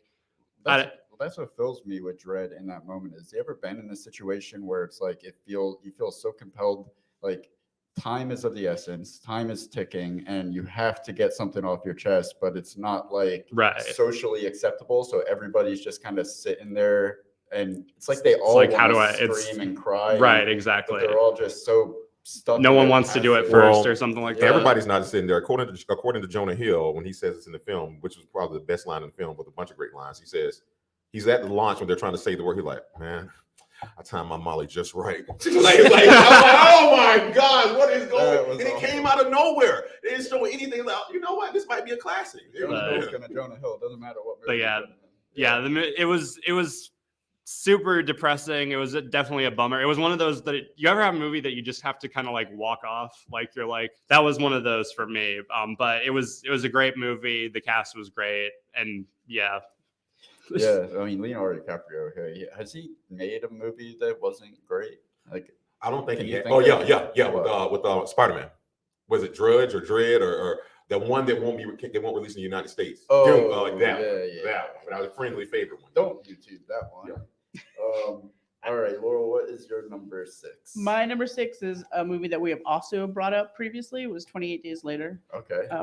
I enjoyed that movie. I haven't seen it since it was released on DVD back in the day, but it was a really great movie. I remember, just it had that gritty feel like you were talking about earlier of an independent film, and it was great. I'm not big into zombie movies, but I will watch that over and again. Are you a fan of Danny Boyle by any chance, like Trainspotting? And I love Trainspotting. Okay, yes, it's like Trainspotting with zombies, pretty much. Like the baby scene in that movie still creeps me the hell out. That is the most out of any horror film. That is the scariest movie I've Is it scarier than the scene in Hereditary? Yes. Oh, I'm talking about yes, because that just kind of happens and it's done. You're like, oh shit, what was that? The scene in Trainspotting is like, oh my God, stop. And it's still happening. Yes. Okay, all right. That's a movie you have to watch. What, Trainspotting? Yes. I'll put that one on my list. Don't you ever do heroin? yeah, please don't. I won't. But you didn't have to warn me about that, but thanks. What is that? What was that, semi-pro? No, walk hard. Like, no, don't do it. It's gonna make you feel great. Sex is gonna feel good. The food's gonna taste amazing. It's terrible. It's gonna ruin your life. And he's right. He's talking about marijuana. Not heroin, to be clear. All right, Royal, what is your Benjamin Cumberbatch's What? introduction into the Marvel Cinematic Universe, Doctor Strange. I'll get right into it now. 2016. While on, you know what? No, I'm doing it my way. Okay, you keep that up there though. I'll go back to that. I'll go back and forth. First and foremost, I didn't know what to think about this one because Doctor Strange's always been a peculiar character to me. So when I figured out they were trying to expand the MCU universe and they brought him in, I was like, I wonder who they were going to get to play him. And I was like, Benjamin Cumberbatch. I've known him from somewhere. And then I started doing my connections. And I figured out, of course, him and not Tony Stark, him and Robert Downey Jr. of course played Sherlock Holmes together. So I was like, okay, I've seen some of his stuff. He's also in Zoolander 2 as All. He's playing a binary character. So his range goes from here to there. He's a great actor. Then I saw the film and I'm like, man, he really took this to another level. And when we're talking about why is this a great reset film, James mentioned it earlier. If you've seen any of our reviews from Marvel films before, I actually played Doctor Strange in one of our Marvel reviews of the film Doctor Strange. Please go check it out. The Time Stone. Now, you want to talk about a time. Again, the time was 2016. Now, his first film, and this was directed by Scott Derrickson. The first film he directed was in 2000, Hellraiser, which I love, but not that one. I love the original Hellraiser. The Exorcism of Emily Rose, Sinister, Deliver Us from Evil, not Eva. Gabrielle Union, still look good in that. The Day the Earth Stood Still, 2021, The Black Phone, aka Android. He has a Labyrinth remake in the development and is currently in production on a new installment in the VHS series, VHS 85. Should have been 83 though. Now, written by John Space, Scott Derrickson, and Robert Cargill. Space also wrote Prometheus, which I love, prequel to Aliens, if you want to watch that. Passengers, 2017, The Mummy, not the one with our guy from The Whale, who we still love, Brendan Fraser. 2021, Dune. Cargill also wrote Sinister 1 and 2 and The Black Phone, starring Benjamin Cumberbatch. Chatwell, I always mess his name up. I'm so sorry. Chiwetel Ejiofor. Yes, I don't know. him. That I mean, that's pretty close. Yeah, and honestly. he's dude. You are an amazing actor. You're right up there with me. You're such an amazing actor. Rachel Rachel McAdams, Benedict Wong, and Mads Mikkelsen, one of the most underrated actors ever. And Tilda Swinton. Yeah, and Tilda Swinton. So again, really quick as I get off of this, Doctor Strange, because again, he uses the time stone and the reset, or if anything, it should have been higher in my list because it was the most clever way to defeat an enemy. I still hate it, but 95% of the movie is great. I just hate the end because he keeps resetting time to make no enemy gets just tired. Like, oh, let me out. You worn me down. But other than that, film's great. I love it. It reset. I like wearing cloaks. The cloak is the greatest piece of hardware in superhero history, by the way. See you, cloak. Love you. Yeah, I mean that's a great reset film. Well, No, you're just saying because you're thinking about Multiverse of Madness. Now, this is the first one. No, he No. reset time 97 times. Reset. Yeah, no, I'm saying that's a great call at the end. Like that's one of the cooler resets, especially for his character arc. Oh, and also really quick, that last scene before he actually, that's why I still said it was a great film because the action fighting scene before that, like they get there and they've already lost and he uses it and you see now, and I'm glad they made sense of he's rewinding everything that happens, but he has to also put a spell on his counterparts and his friends to make sure they don't get rewound too. And then Caecilius does it as well from the villain standpoint to make them not go with the rewind. So all day, man. Doctor Strange. Yeah, okay, that's a good one. The time stone, baby. My number 6 has come up. Fight Club. Who had this on their list? I did. Okay. Yeah, I mean it's Fight Club. What else can you really say? Though that's the coolest reset you could possibly think of is watching every single financial institution burn to the ground. Yes. Even though like today that would mean like fuck all, like Money to burn. it's crypto bros and everything else. Like it's all Logan on Paul. the cloud. You can't burn down the cloud. Crypto Zoo. Well, can you burn down the cloud? Those servers are somewhere. Anyways, there's a really cool concept to, and I say that with the understanding that like as the times have changed, the narrative has shifted to where now they're trying to say that you're not supposed to root for those characters or you're not supposed to you're just not supposed to be on the side of Tyler Durden. And I'm sorry, but as long as I live in this society, I will root for whoever is trying to. They were closed. No one was in those buildings. All right. They were just trying to free people. His name was Robert Paulson. We don't. And rest in peace to Meatloaf. Rest in peace, Meatloaf. All right. Moving right along to number 5. Number 5 is another movie that's been brought up on this list. I Am Legend. I mean, you kind of said everything about it. Like Will Smith's performance before he was fighting comedians, he was fighting zombies. But no, he would. Thank you. I'll be here all night. Let's get at least 2 more Will Smith slap jokes in before. All right. But no, Will Smith gave such a great performance. Like, I mean, when you're the only pretty much the only actor in the movie. You have to stand out and you have to like give 110%, and he absolutely did. The scene where he's like the dog like runs into the like dark area with all the zombies, and he's like walking through. That was so tense as It's shit. an Oscar moment. What do you say? Sam, I gotta go. Yeah, it was so. One thing I don't know if you brought it up, but which ending do you like better, the alternate or the original? Original. Okay, I don't like them finding that place and didn't they find the place at the end or something like? Or did they? What was the other ending? Make sure. It was so the original was he gives the girl, I forget the name, but he gives the girl the antidote, and then he locks them in, and then he takes the grenade and blows them up. In the alternate ending, it turns out the zombies just wanted to get because early on in the movie he takes one of their own to do like experiments They're trying and to go stuff. get their own people. Yeah, back. they're trying to get their own, and then they just take her and leave.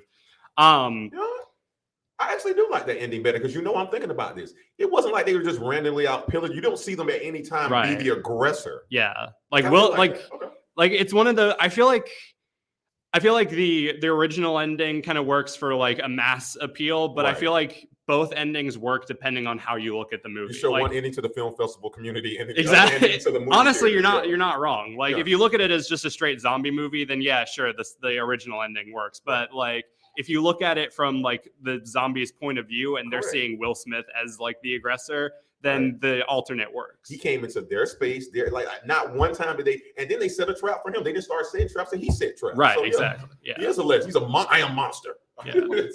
But yeah, it was such a great movie. The dog death was So just he's always hurt. been the aggressor. There we go. We got one more. I'll come up with something. There you go.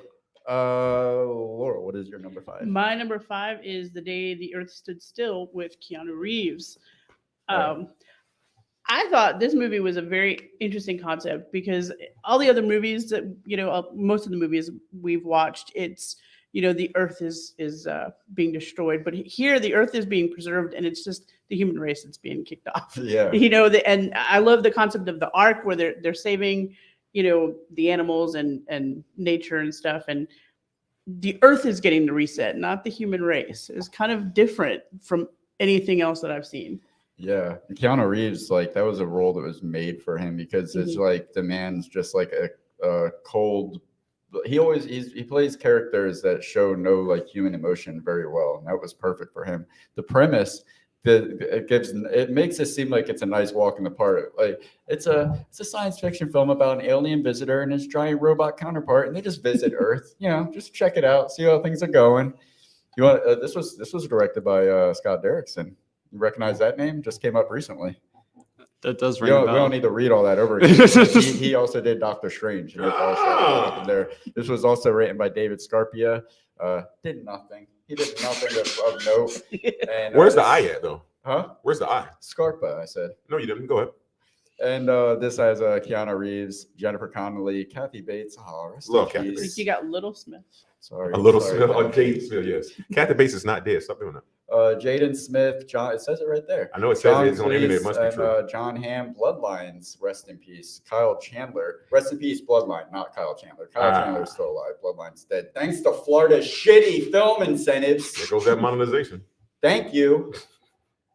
Anywho, what were we talking about? David The Day the Earth Scar. Stood Still. Yeah, I only saw that movie one time, but I remember it didn't get a lot of love, but I watched it and it was enjoyable. Like Keanu, I don't think I've ever not enjoyed a movie that Keanu Reeves was in. You ever seen Hardball? Huh? Huh? Yes, I've seen Hardball. Yes, I've seen Hardball. You son of a bitch. Damn you. You know that. I do know that. Took that from me. I just did. What was I going to say? Oh, did you ever see the original? The Day I the have Earth Stood not. Still? No, I have Neither not. have I. No. Maybe that's what people's problem with it is. Like most of the hate's coming from people that are comparing it to the original. Who cares? Get over it. 50 years ago. Rainbow Fart's chiming back in. I thought it smelled in here. Go mom. Okay. So who is Rainbow Fart? He's my friend Antonio. He's my friend from high school. We were in TV production together. Okay. Is he still in high school? I mean, I'm messing not- with you. I'm messing with you. Is that Thank you for supporting Rainbow Farts. We appreciate it. Reference? Do it, huh? Is that a Multiverse of Madness reference, or? Is I think he he's referring just to- showing his support for my mom. Oh, okay. So So he's a close friend. And your mom. Yeah. Okay, gotcha. All right. All right. Well, caught up. And James, or is it you? it's James. Yeah, you go. I want Is to it- help you out this time. No, Yes. no. Did we- It's Royal. Oh, Yeah. because James went before her. We go this I'm way. back to that again. I'm on you now. Good grief. we had it when we lost it. I know. I got it right here. All right, here we go. Well, I want to say I'm not Number gonna. 5. to be I'm clear. not going to.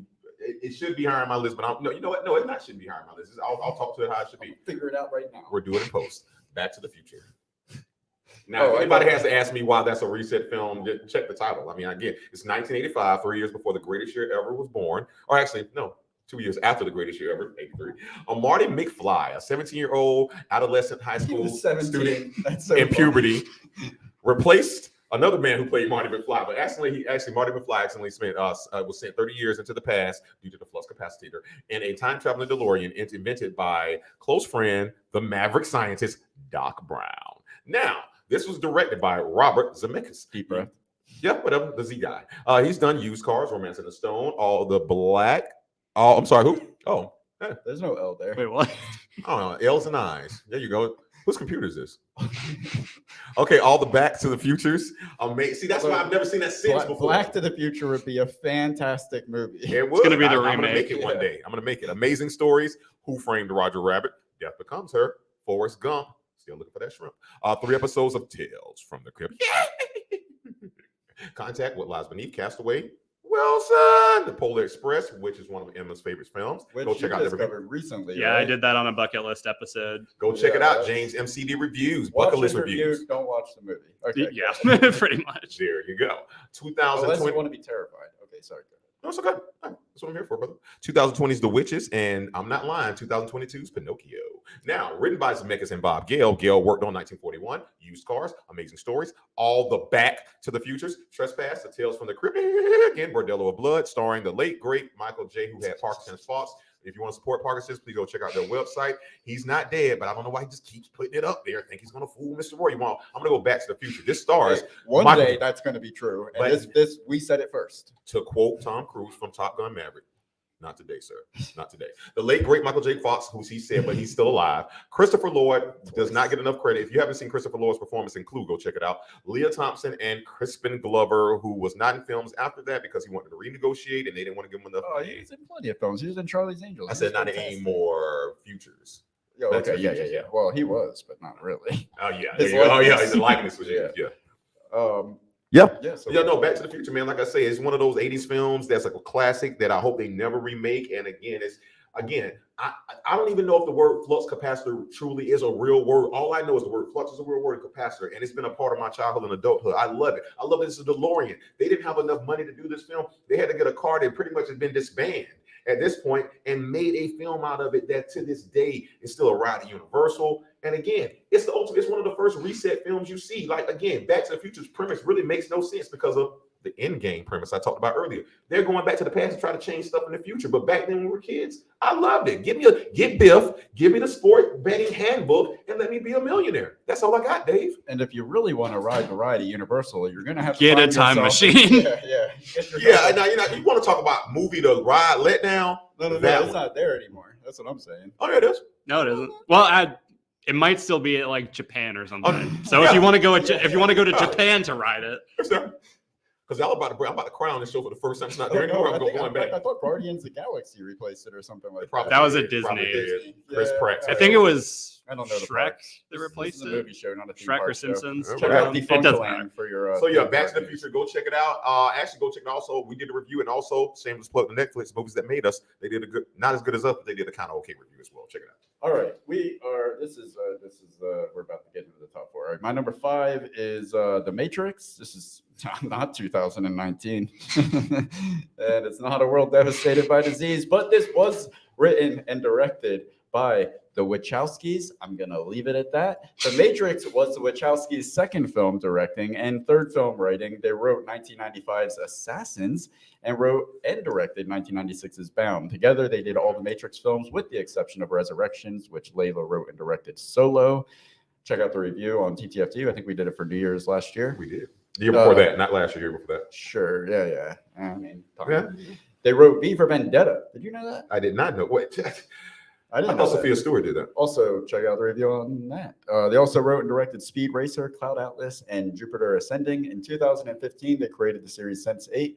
Their latest collaborative project is the TV series Work in Progress, which ran from 2019 to 2021. Not written by Sophia Stewart. Check out The Devil's Advocate right here on TTFT. This stars Keanu Reeves, Lawrence Fishburne, Carrie-Anne Moss, Hugo Weaving, Gloria Foster, and Joe Pantoliano. I mean, The Matrix. I'm not even going to sit on this for the sake of speeding up in these last four. You go check out our review. We talked about all of them. I mean, it's the perfect way to reset. The world's not ending. You are just waking up to the real world. That's what better reset is. Deja vu. It's the ultimate wokeness. Yeah. All right. James, number 4. Number 4, I see it's also your number 4. So number 4 for me is Melancholia, released in 2011. Two sisters find their already strained relationship challenged as a mysterious new planet threatens to collide with the world. Written and directed by Lars von Trier, who also worked on Dogville, Manderley, Antichrist, Following Melancholia. He also made 2013's Nymphomaniac, 2018's The House That Jack Built. Jack. I have not. Oh, that is a movie I wish I'm Gonna Kill Someone This Friday could be. I saw that after I'm Gonna Kill Someone This Friday, and it is the perfect depiction of a serial killer. It gets under your skin. That's great. I will add that to the list. Most recently, he did the TV series The Kingdom. This movie stars Kirsten Dunst, Charlotte Gainsbourg, Kiefer Sutherland, Alexander Skarsgård, Charlotte Rampling, Stellan Skarsgård, and John Hurt, rest in peace. This one, calling back to the top 10 scary movies that are horror movies, I mentioned a movie called The Father, and I said that it was the best movie that I'd only watched once. I can no longer say that anymore because I watched it another time for a class project. But if that were to be like a real list, this would probably go on there. Because as soon as I was done watching it, I was like, I really have. I love it. It's fantastic. It's gorgeous, but I have no desire to watch it again. It is so. Avatar. Well, no, not. Yeah, he didn't desire to watch Avatar the first time. Apparently. No, water people. No, I mean, well, Avatar, I don't desire to watch just because it was long, but this one I don't desire to watch because it's just so fucking sad. It's like to my knowledge, like one of the most like realistic like depictions of like depression and anxiety, and it's just like that whole first act with the wedding is just like I don't even know. It's just like you're seeing her trying to like force happiness because like so many people are just being like, smile, like this is what you want, but no, it's not what you want. It's what the other people want. And then they're like the rest of the movie as the planet gets closer and like just the suspense of that. It's just like, I don't even know. Like I'll piggyback on it since it's my number 4 as well. I agree. I think it's like the perfect depiction of depression and anxiety, that like being when you feel alone in turmoil, when you're surrounded by people. The fact that it's like there's like this party going on and all these people are always communing around the house, and she's just off taking a bath. Yeah, there's still even when she's like right there with the people, there's this feeling of like this disconnection. Right. And then it's also, it kind of leans into that like don't look up feel too, where it's like if you have agoraphobia, don't watch Melancholia, because the depiction of the planet getting closer and closer, it is so like, of all of like the big like Armageddons and Day After Tomorrows and like big floods and asteroids and everything else, that was the most jarring thing when it cut to that wide shot in the yard and you see like, oh my God, it's freaking huge. I honestly I have a vague idea of what happened in that movie. It felt like a metaphor of like what was happening to her internally was happening externally, like to the whole world, which I thought was a really neat concept, because when you're dealing with depression, it's like, it's not like a broken leg. Like nobody tells somebody with a broken leg to walk it off because they could see like you physically have a broken leg. But people are a lot, like it's harder to see when somebody's going through internal turmoil. And And it was almost like that internal turmoil was externalized and was what was happening around her. It was just, I'm like you, I only watched it once. I have no desire to ever watch it again, but I feel completely fulfilled from that one-time viewing. Right. It was just done. And Lars von Trier is he's an incredible director. And that's one of those movies too, where at the end of it, I felt like I had accomplished something. Like I had been through a journey with this filmmaker, with these actors, with the story. I felt like I earned the ending in some way. Like I finished a homework assignment. Yeah. Like I felt smarter. I didn't know really what I knew, but I felt more intelligent for have seen it. It's just a really well done film, and very like it's probably the most unique film on the list as far like anybody's mentioned tonight as far as like end of the world films. Anywho, Laurel, what is your number 4? My number 4 has also been mentioned several times tonight. It's Don't Look Up. And I have to agree with you, Royal. Jonah Hill absolutely made that movie. Like, absolutely did. I do want to kind of touch what you guys were talking about, the end scene, in the dining room. For me, it was more like they just kind of resigned themselves to their fate and just decided that they were going to do those mundane things, have a family meal because it's the last time they're going to get to do this, and just enjoying the time that they had left. But there's no escaping the angst of what's actually happening, though, right? Like you're at the end of the day, the most you can do is try to ignore it successfully, and like just to be put in a position to have to do that fills me with anxiety as the viewer. I don't know if they're going through that, but that's the heartbreaking thing to me is that they're in this moment and they can't. Maybe I don't know. I just feel like as humans we're so restricted by how we think we're supposed to act that we can't ever fully express ourselves, even when the whole fucking world is ending. We have to sit there and mind our manners. And I don't know. But I think what you're saying is more so what the filmmaker was trying to express in that last scene is that, it was just acceptance. I just don't accept it. And no, we talked about it before with if you ever seen Signs, they had kind of a Last Supper feel to it when Mel Gibson let his kid, they all ate what they wanted to eat. It was the last human thing for them to do before the world was taken from them. So I really enjoyed it. I did. All right, well, what was your number 4? My number 4, 2012. And when you talking about there he is, Role Emmerick. Didn't Role Emmerick do this? Huh? Didn't Role Emmerick do this? Yeah. Yeah, man, it's amazing that it's taken this long in the episode to get to a Role Emmerick film. Well, here we are, because guess what? The year was 2009. A frustrated writer struggles to keep his family alive when a series of global catastrophes threatens to annihilate mankind. Sound familiar? Like every other film we've almost talked about tonight. Directed by Role Emmerick, who's also done. Shout out to Jean-Claude Van Damme. Kumite. It's not Kumite, but he did do Universal Soldier. Stargate. I just want to eat. Hey. Stargate. Independence Day. Godzilla, the 1998 Ferris Bueller bomb, if you will, the Patriot, The Day After Tomorrow, 10,000 BC, White House Down, Independence Day, Resurgence.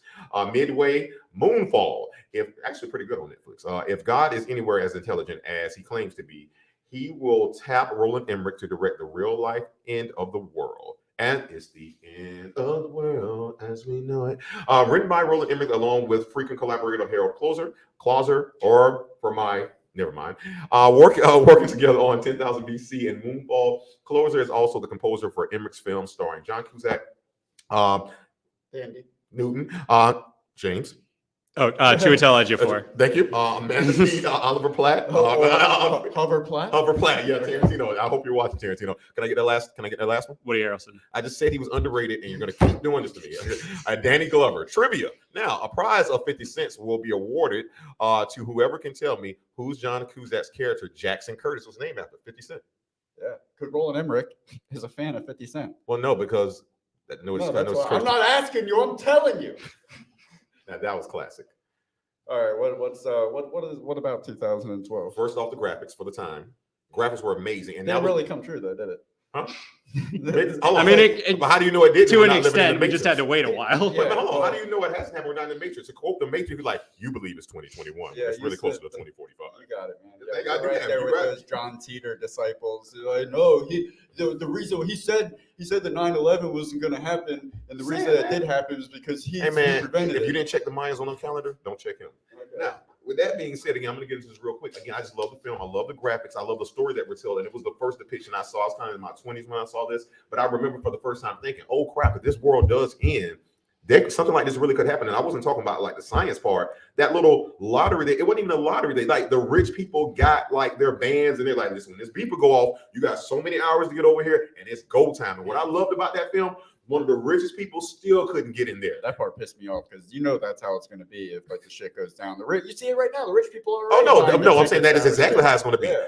All rich people still won't be able to get in because at the end of the day, there's more have-nots than haves. So, but with that being said, I love the film because it's like, dang, these graphics hold up against films that just came out this year. And I literally mean 2023. Some of those graphics from 2012 really stand out. It was believable to me. They didn't end the world in 2 days. They started protecting all the art and trying to restart society. So I thought it was very well. I'm just saying, Role Emmerick he read some Graham Hancock and went all in on some Mayan prophecy. Like this came out in what, 2009? Yeah. So this movie, he was like, all right, this movie is either going to have it's going to have a 3-year shelf life before it's either proven wrong or everybody dies.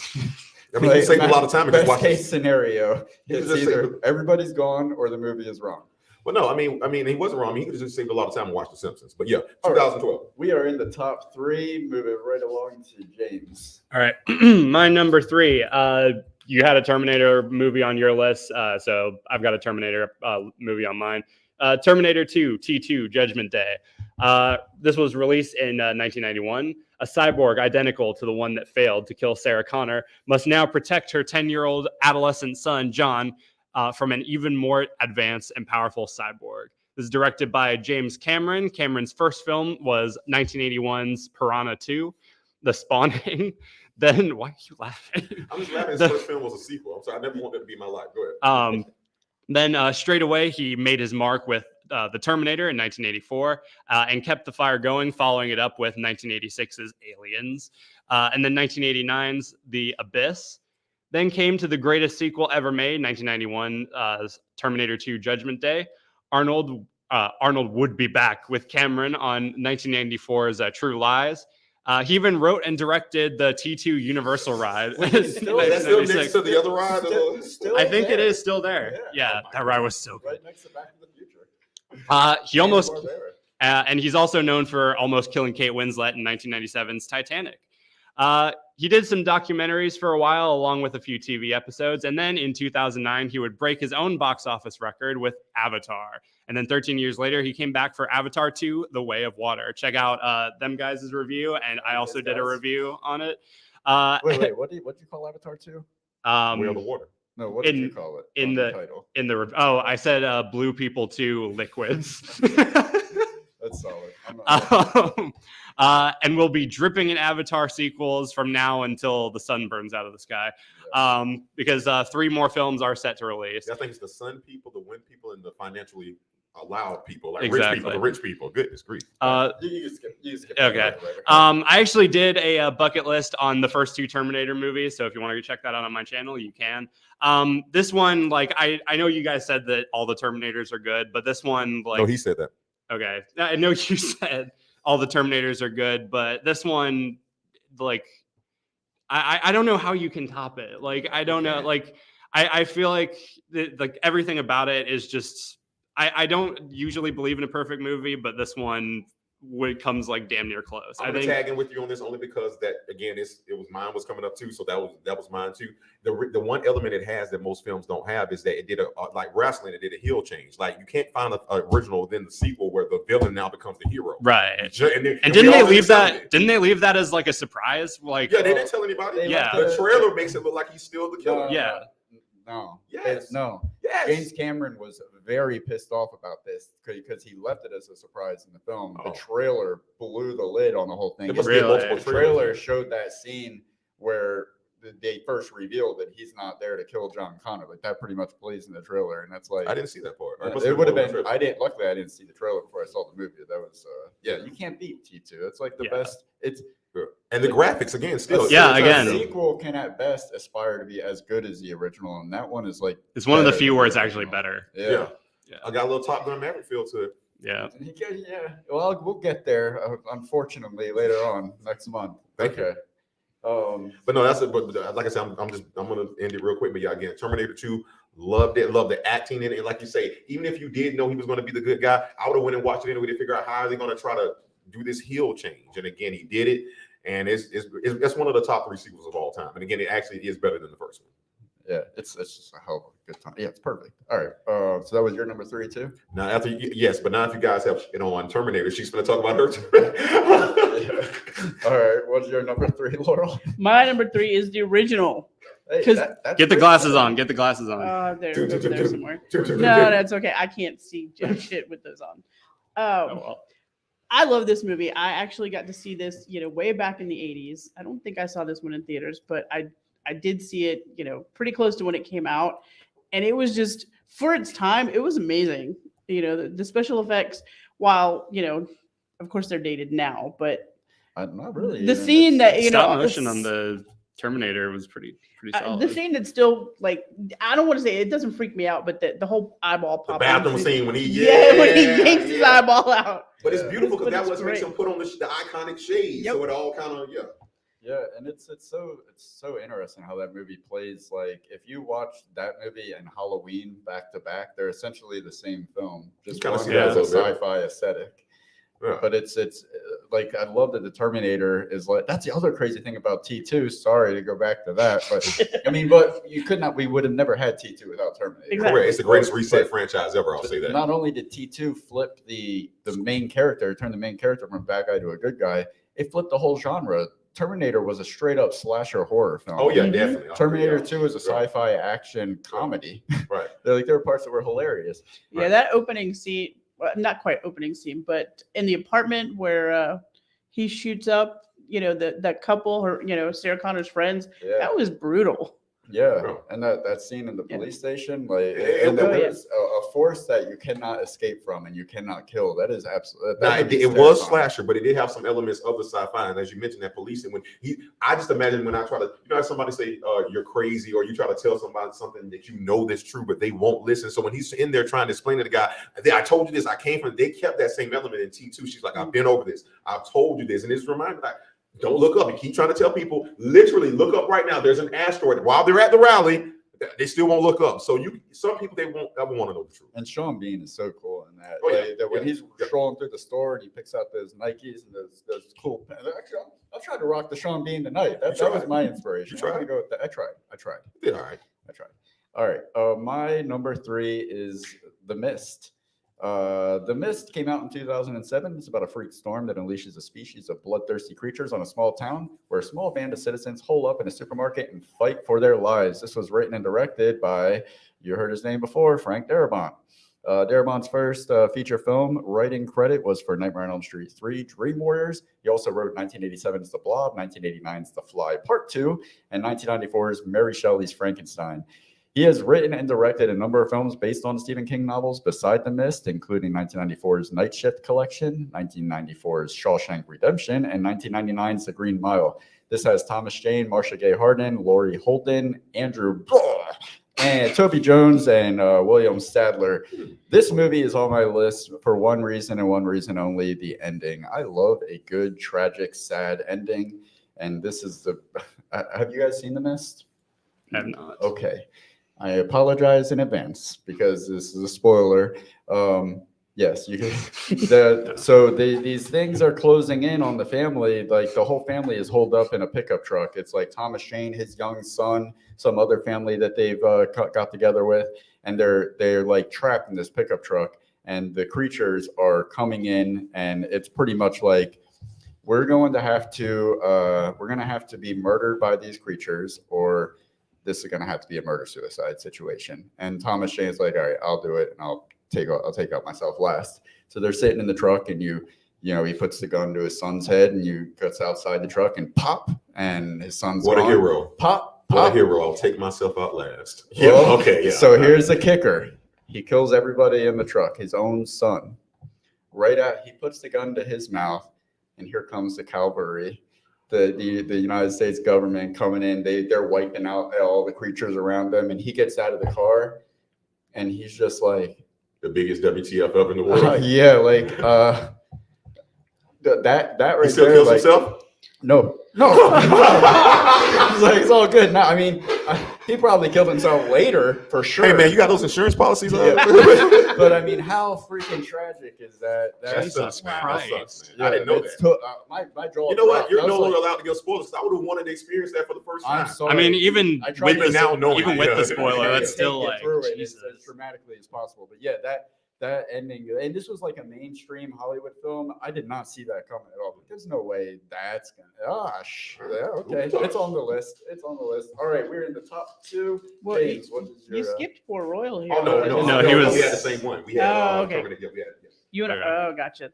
But yeah, my number 2 is V for Vendetta, and the only reason it's my number 2 is because it's my mom's number 1, and she said I wasn't allowed to put it as my number Really? 1. Really?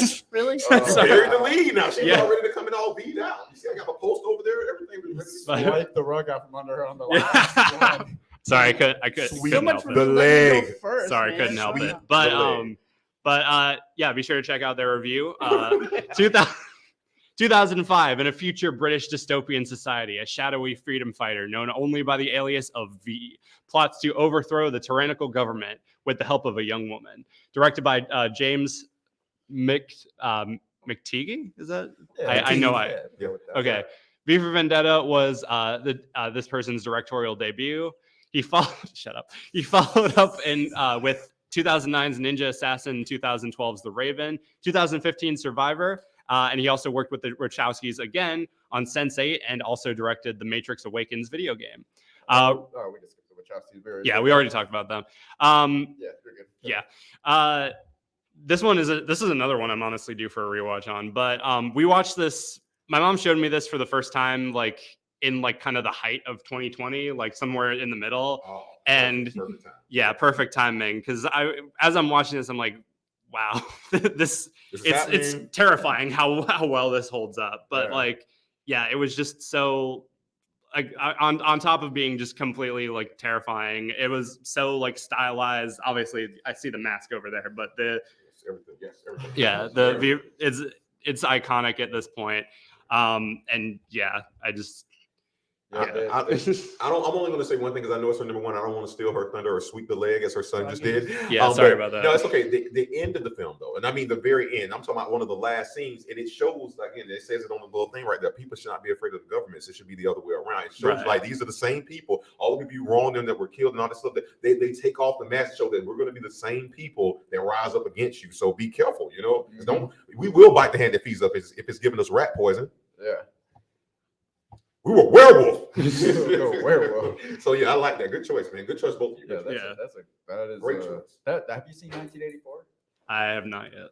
That Just read the book. I know. Yeah. You even I remember you even gave me the book like during our photo shoot, and I still you holding it. It's almost Yeah. You sacrilegious got- at you this do have to point read. It's to on the not list. have read it. Yeah. It's on the list. It's on my bookshelf, actually. Oh, that means she has read it. There you go. That's not on the high I school kn- reading list. No. For some What the reason, fuck? yeah. See, that says something right there. No. They know that the future is coming. They don't want us to be prepared.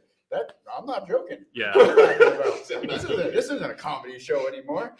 No, that's crazy. That's not that. I didn't read it. Yeah, I didn't have to read it. I read it after high school voluntarily. One of the few books that I've read, and yeah, the book, the main thing, the movie holds up. But the book is read the book first. Okay. because it definitely lends the context. Like the movie expects you to see the book, I think, Or just keep Read the living. book. Or just keep living. I lived it, Dottie. Yeah, it'll be a documentary before we know it. Honestly.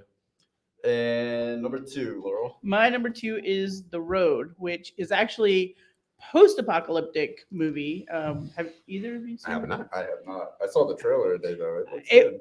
I tell you what, that was brutal. It's a father and son who are, they've survived the apocalypse, and it does give you like little hints of, some backstory, but they are trying to get to the coast. Didn't really explain why they're trying to get to the coast. They think that they'll be safe there, but they're having to deal with cannibals. And I mean, it is brutal in some of their in some of the scenes where people are being locked in cellars and basically farmed for their parts so that people can eat because Oh, there's wow, no so it's like food. Worst case scenario. Yes, very much so. And again, go back they've got kind of similar to the ending of the Mist. they have a gun and it's got 2 bullets, one for his son and one for himself, if they ever get into a position where they need to take their own lives.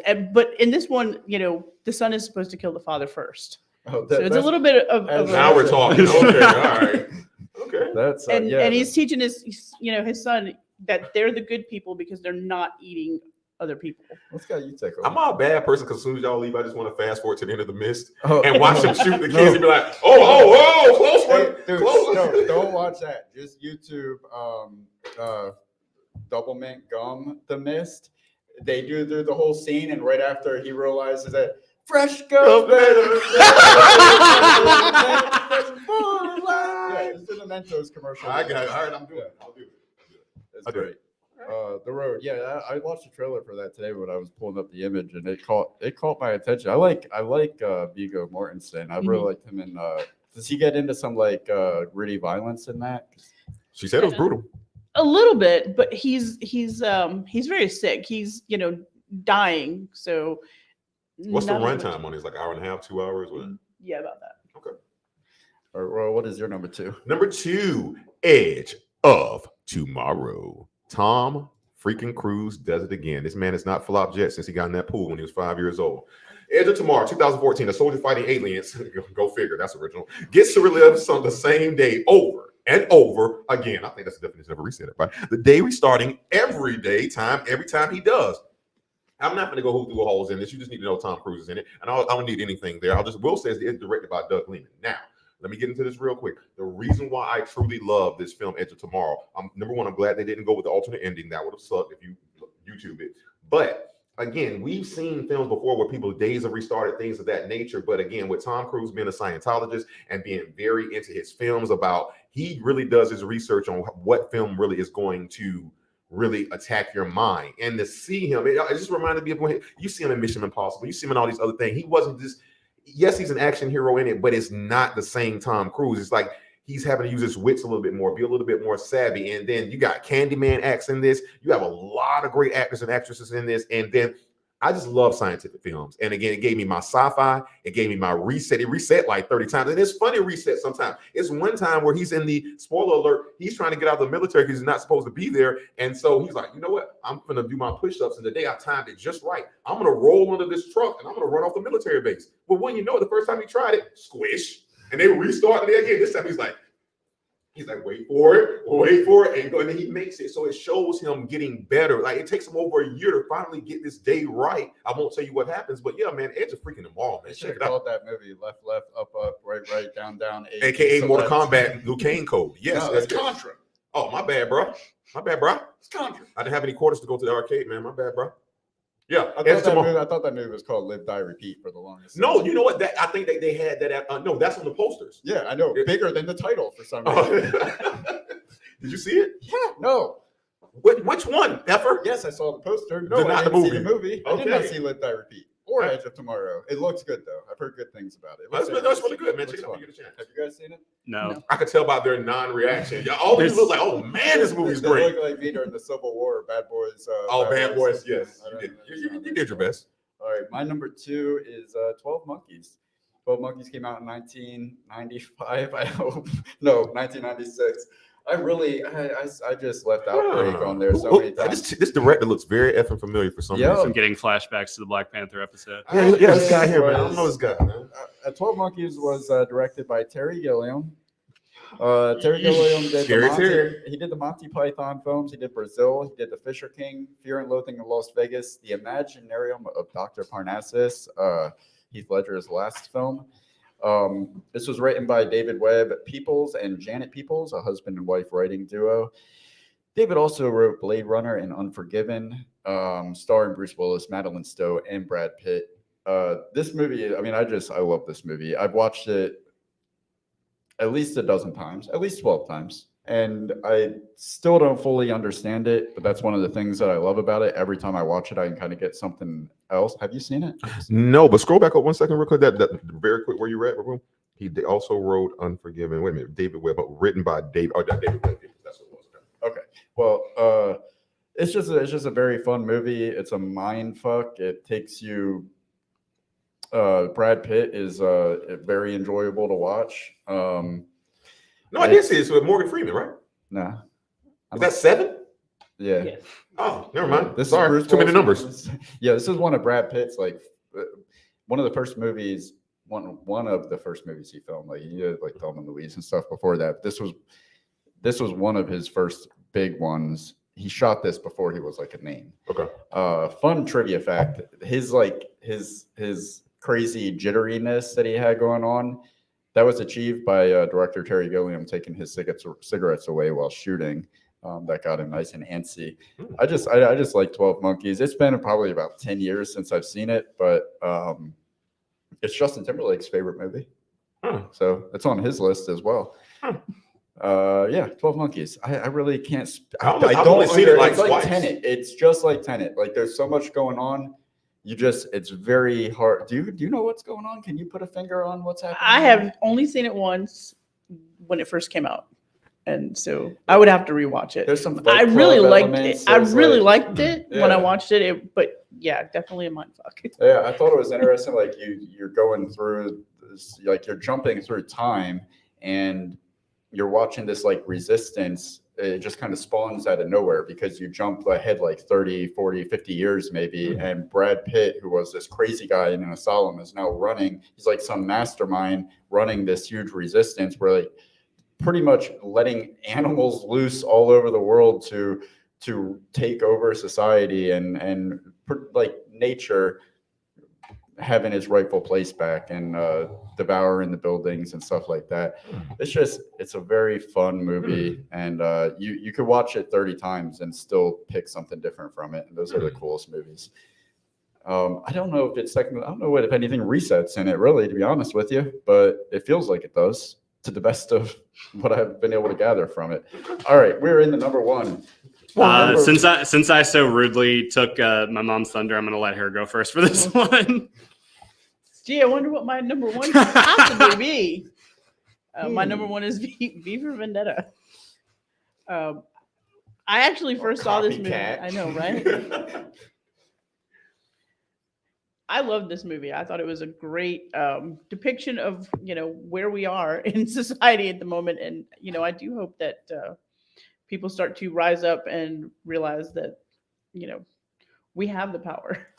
Yeah, I mean, we did in a sense, we kind of already have. Not really. Like, Yeah. I mean, we have what we always have is the illusion of power. Yeah. They give us, they let us choose the things that don't matter. But like, how many insurance companies or electric companies do you really have to choose from? Mhm. You can go and pick 17 different places to get your coffee, but who turns your power on? You have one choice. That you don't get. There's the illusion of power in this country. And we did a whole video on V for Vendetta around when COVID first started, of all the comparisons, like everybody wearing masks and the attack on not being able to come out as you wanted to back then in the film V for Vendetta. oh yeah, So they talked about sexuality. I mean, not come out. I mean, come out the closet. And come out. Come out. Yeah, come out. Yeah, mandated curfews. Come out or outside. Yes, and then the people who are out there checking you were called fingermen. I don't like that. Yeah, it's bad. Yeah, real McFeelies. Yeah. So yeah, no, I'm talking about this like my favorite. He told me, he's like, you have even on your list. I'm like, how did I not think about that? I can't believe love it. What your number one is going to be, you bastard. I can't believe your number one is what it is, because I've been doing the process of elimination. You didn't think that was gonna make it? Huh? You didn't think it was gonna make it up there? I didn't think it was. It's not my turn, I though. didn't think you were I can go now. so hard on it. I can go. No. It's James's turn. Okay. So my number one, A Quiet Place, 2018. There we go. In a post-apocalyptic world. In a post-apocalyptic world, a family is forced to live in silence while hiding from monsters with ultra-sensitive hearing. This is directed by John Krasinski. This is also his directorial debut. Happened in 2000. Oh, sorry. Yeah, sorry. You're Oh, making me shit. feel good because now I don't feel bad about reading these. Yeah, sorry. And many people think it was his directorial debut. I honestly thought it was until just now. Krasinski's directorial debut happened in 2009 with brief interviews with hideous men, which he also wrote. He also wrote 2012's Promised Land, directed by the great Gus Van Sant. In 2006, 16, he directed a film called The Hollers, that stars Charlie Day, Richard Jenkins, Anna Kendrick, and Randall Park.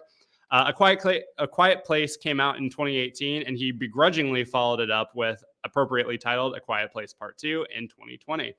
Krasinski is currently in production on a film that he also wrote called Imaginary Friends, set to release in 2024, starring himself reuniting with Office co-star Steve Carell. It also has Ryan Reynolds and many others. Krasinski also directed a few episodes of The Office. Written by John Krasinski, Brian Woods, and Scott Beck, starring Emily Blunt, John Krasinski, and some Little Rascals. Yeah, this one, like, of the sort of dystopian, sort of like world-ending monsters invasion movies, like, that have popped up on these lists, like, this one is probably like my favorite. And I think it's the one out of all of them. I don't know if you guys will fight me on this, but out of all of them, it's the one that I feel like warrants the theater experience the most, because it like encourages people to shut the fuck up during the movie. Yeah. Like the opening scene in particular with like the shuttle, the toy shuttle with the kid, like, is like genuinely like tense, and the rest of it is just as like how they only have to talk to each other through sign language. There's very little dialogue. That's like kind of why, like, I didn't think part 2 was as bad as I thought it was going to be, but like it kind of like took away from the tension, having them like talk a lot more, and, you know, like having the monsters be like revealed and like how to kill them, sort of.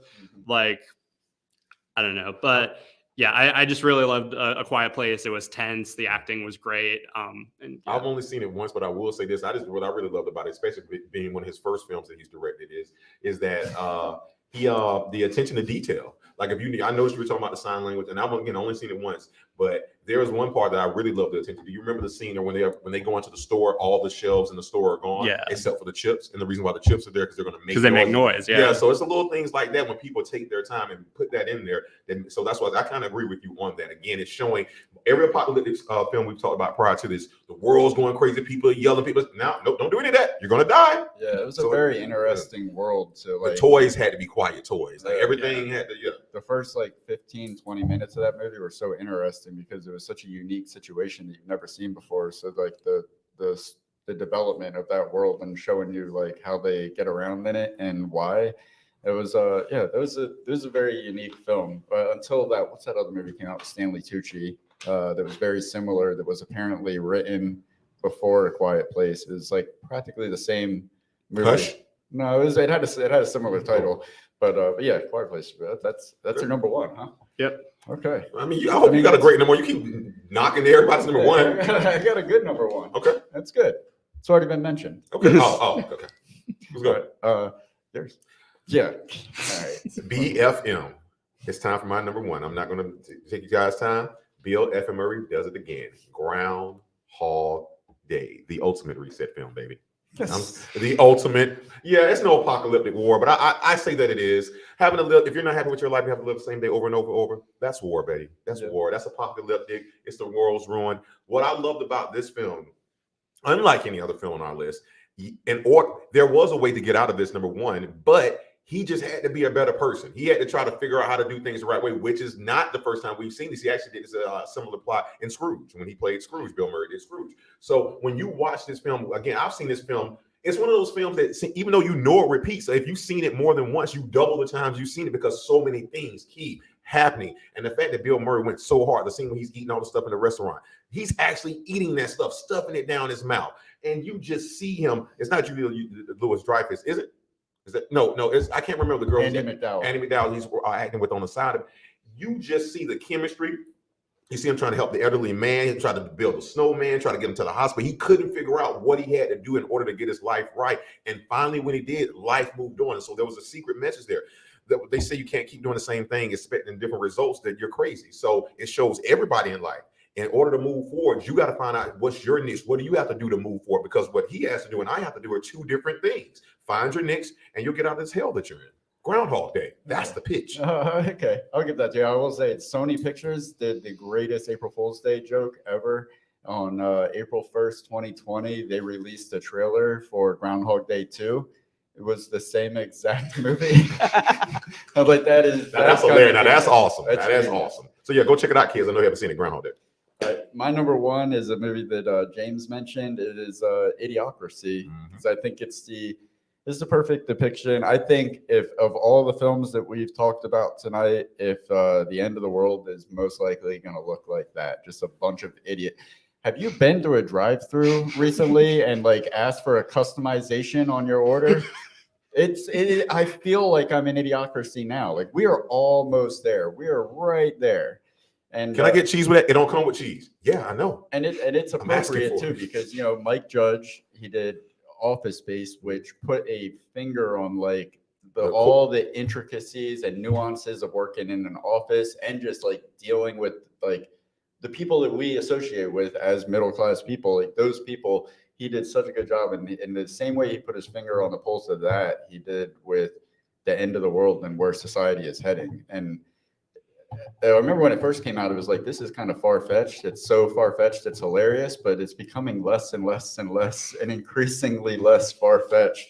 I feel like that's the case with a lot of these. Oh yeah. You need to watch Idiocracy, if for anything, to prepare yourself for what's coming inevitably. How did none of us have the Truman Show? Is that a It's the a old reset. one. Yeah. It's a reset. Yeah. He left the fake world and came into the real world in the end. Let him Yeah, go, no, Truman. that's a great reset. All right, guys, that's our top 10 reset films. We would be remiss. I don't care what you're going to say. We didn't thank our guests right here. Listen, go check out James MCVD reviews, and if you want to know how to be a better mom, go check out Laurel. That's what we're here for, man. You guys have any before we say? Do you want to go? No. Oh, now you're being nice. Just Other people what? know. Right. Seriously. I just thank you guys for letting us be on. Thank you for always being here, either virtually or now physically. And she's been supporting us for quite some time, ever since we did I'm Gonna Kill Someone this Friday, and we've been friends and family since then. So hey, Great movie. Check it out. There are many nights where we were only sitting here doing this for you, and thank yeah. you so much that you're there, because otherwise, we'd still be doing it. Yeah. They'll come around one of these days. Yeah. Thank you, guys. And James, where can they check you out again at? You can check me out on YouTube at James MCD Reviews. At the moment, I'm still on my little holiday hiatus, but when I get back to Chicago, I've got a catch-up review for all the movies that I've seen over the past couple months, and I've also got a TV log for season 3 of The Owl House and Chainsaw Man coming. So stay tuned for those. And do not forget that we have Emma Everywhere coming up with her Philadelphia episode. That'll be coming out soon. Check the channel for that. And also this Thursday, we will be doing Christian What the Hell Bell. You won't want to miss that. All right, guys. Have a great night. Be safe, and don't forget to use those flux capacitors.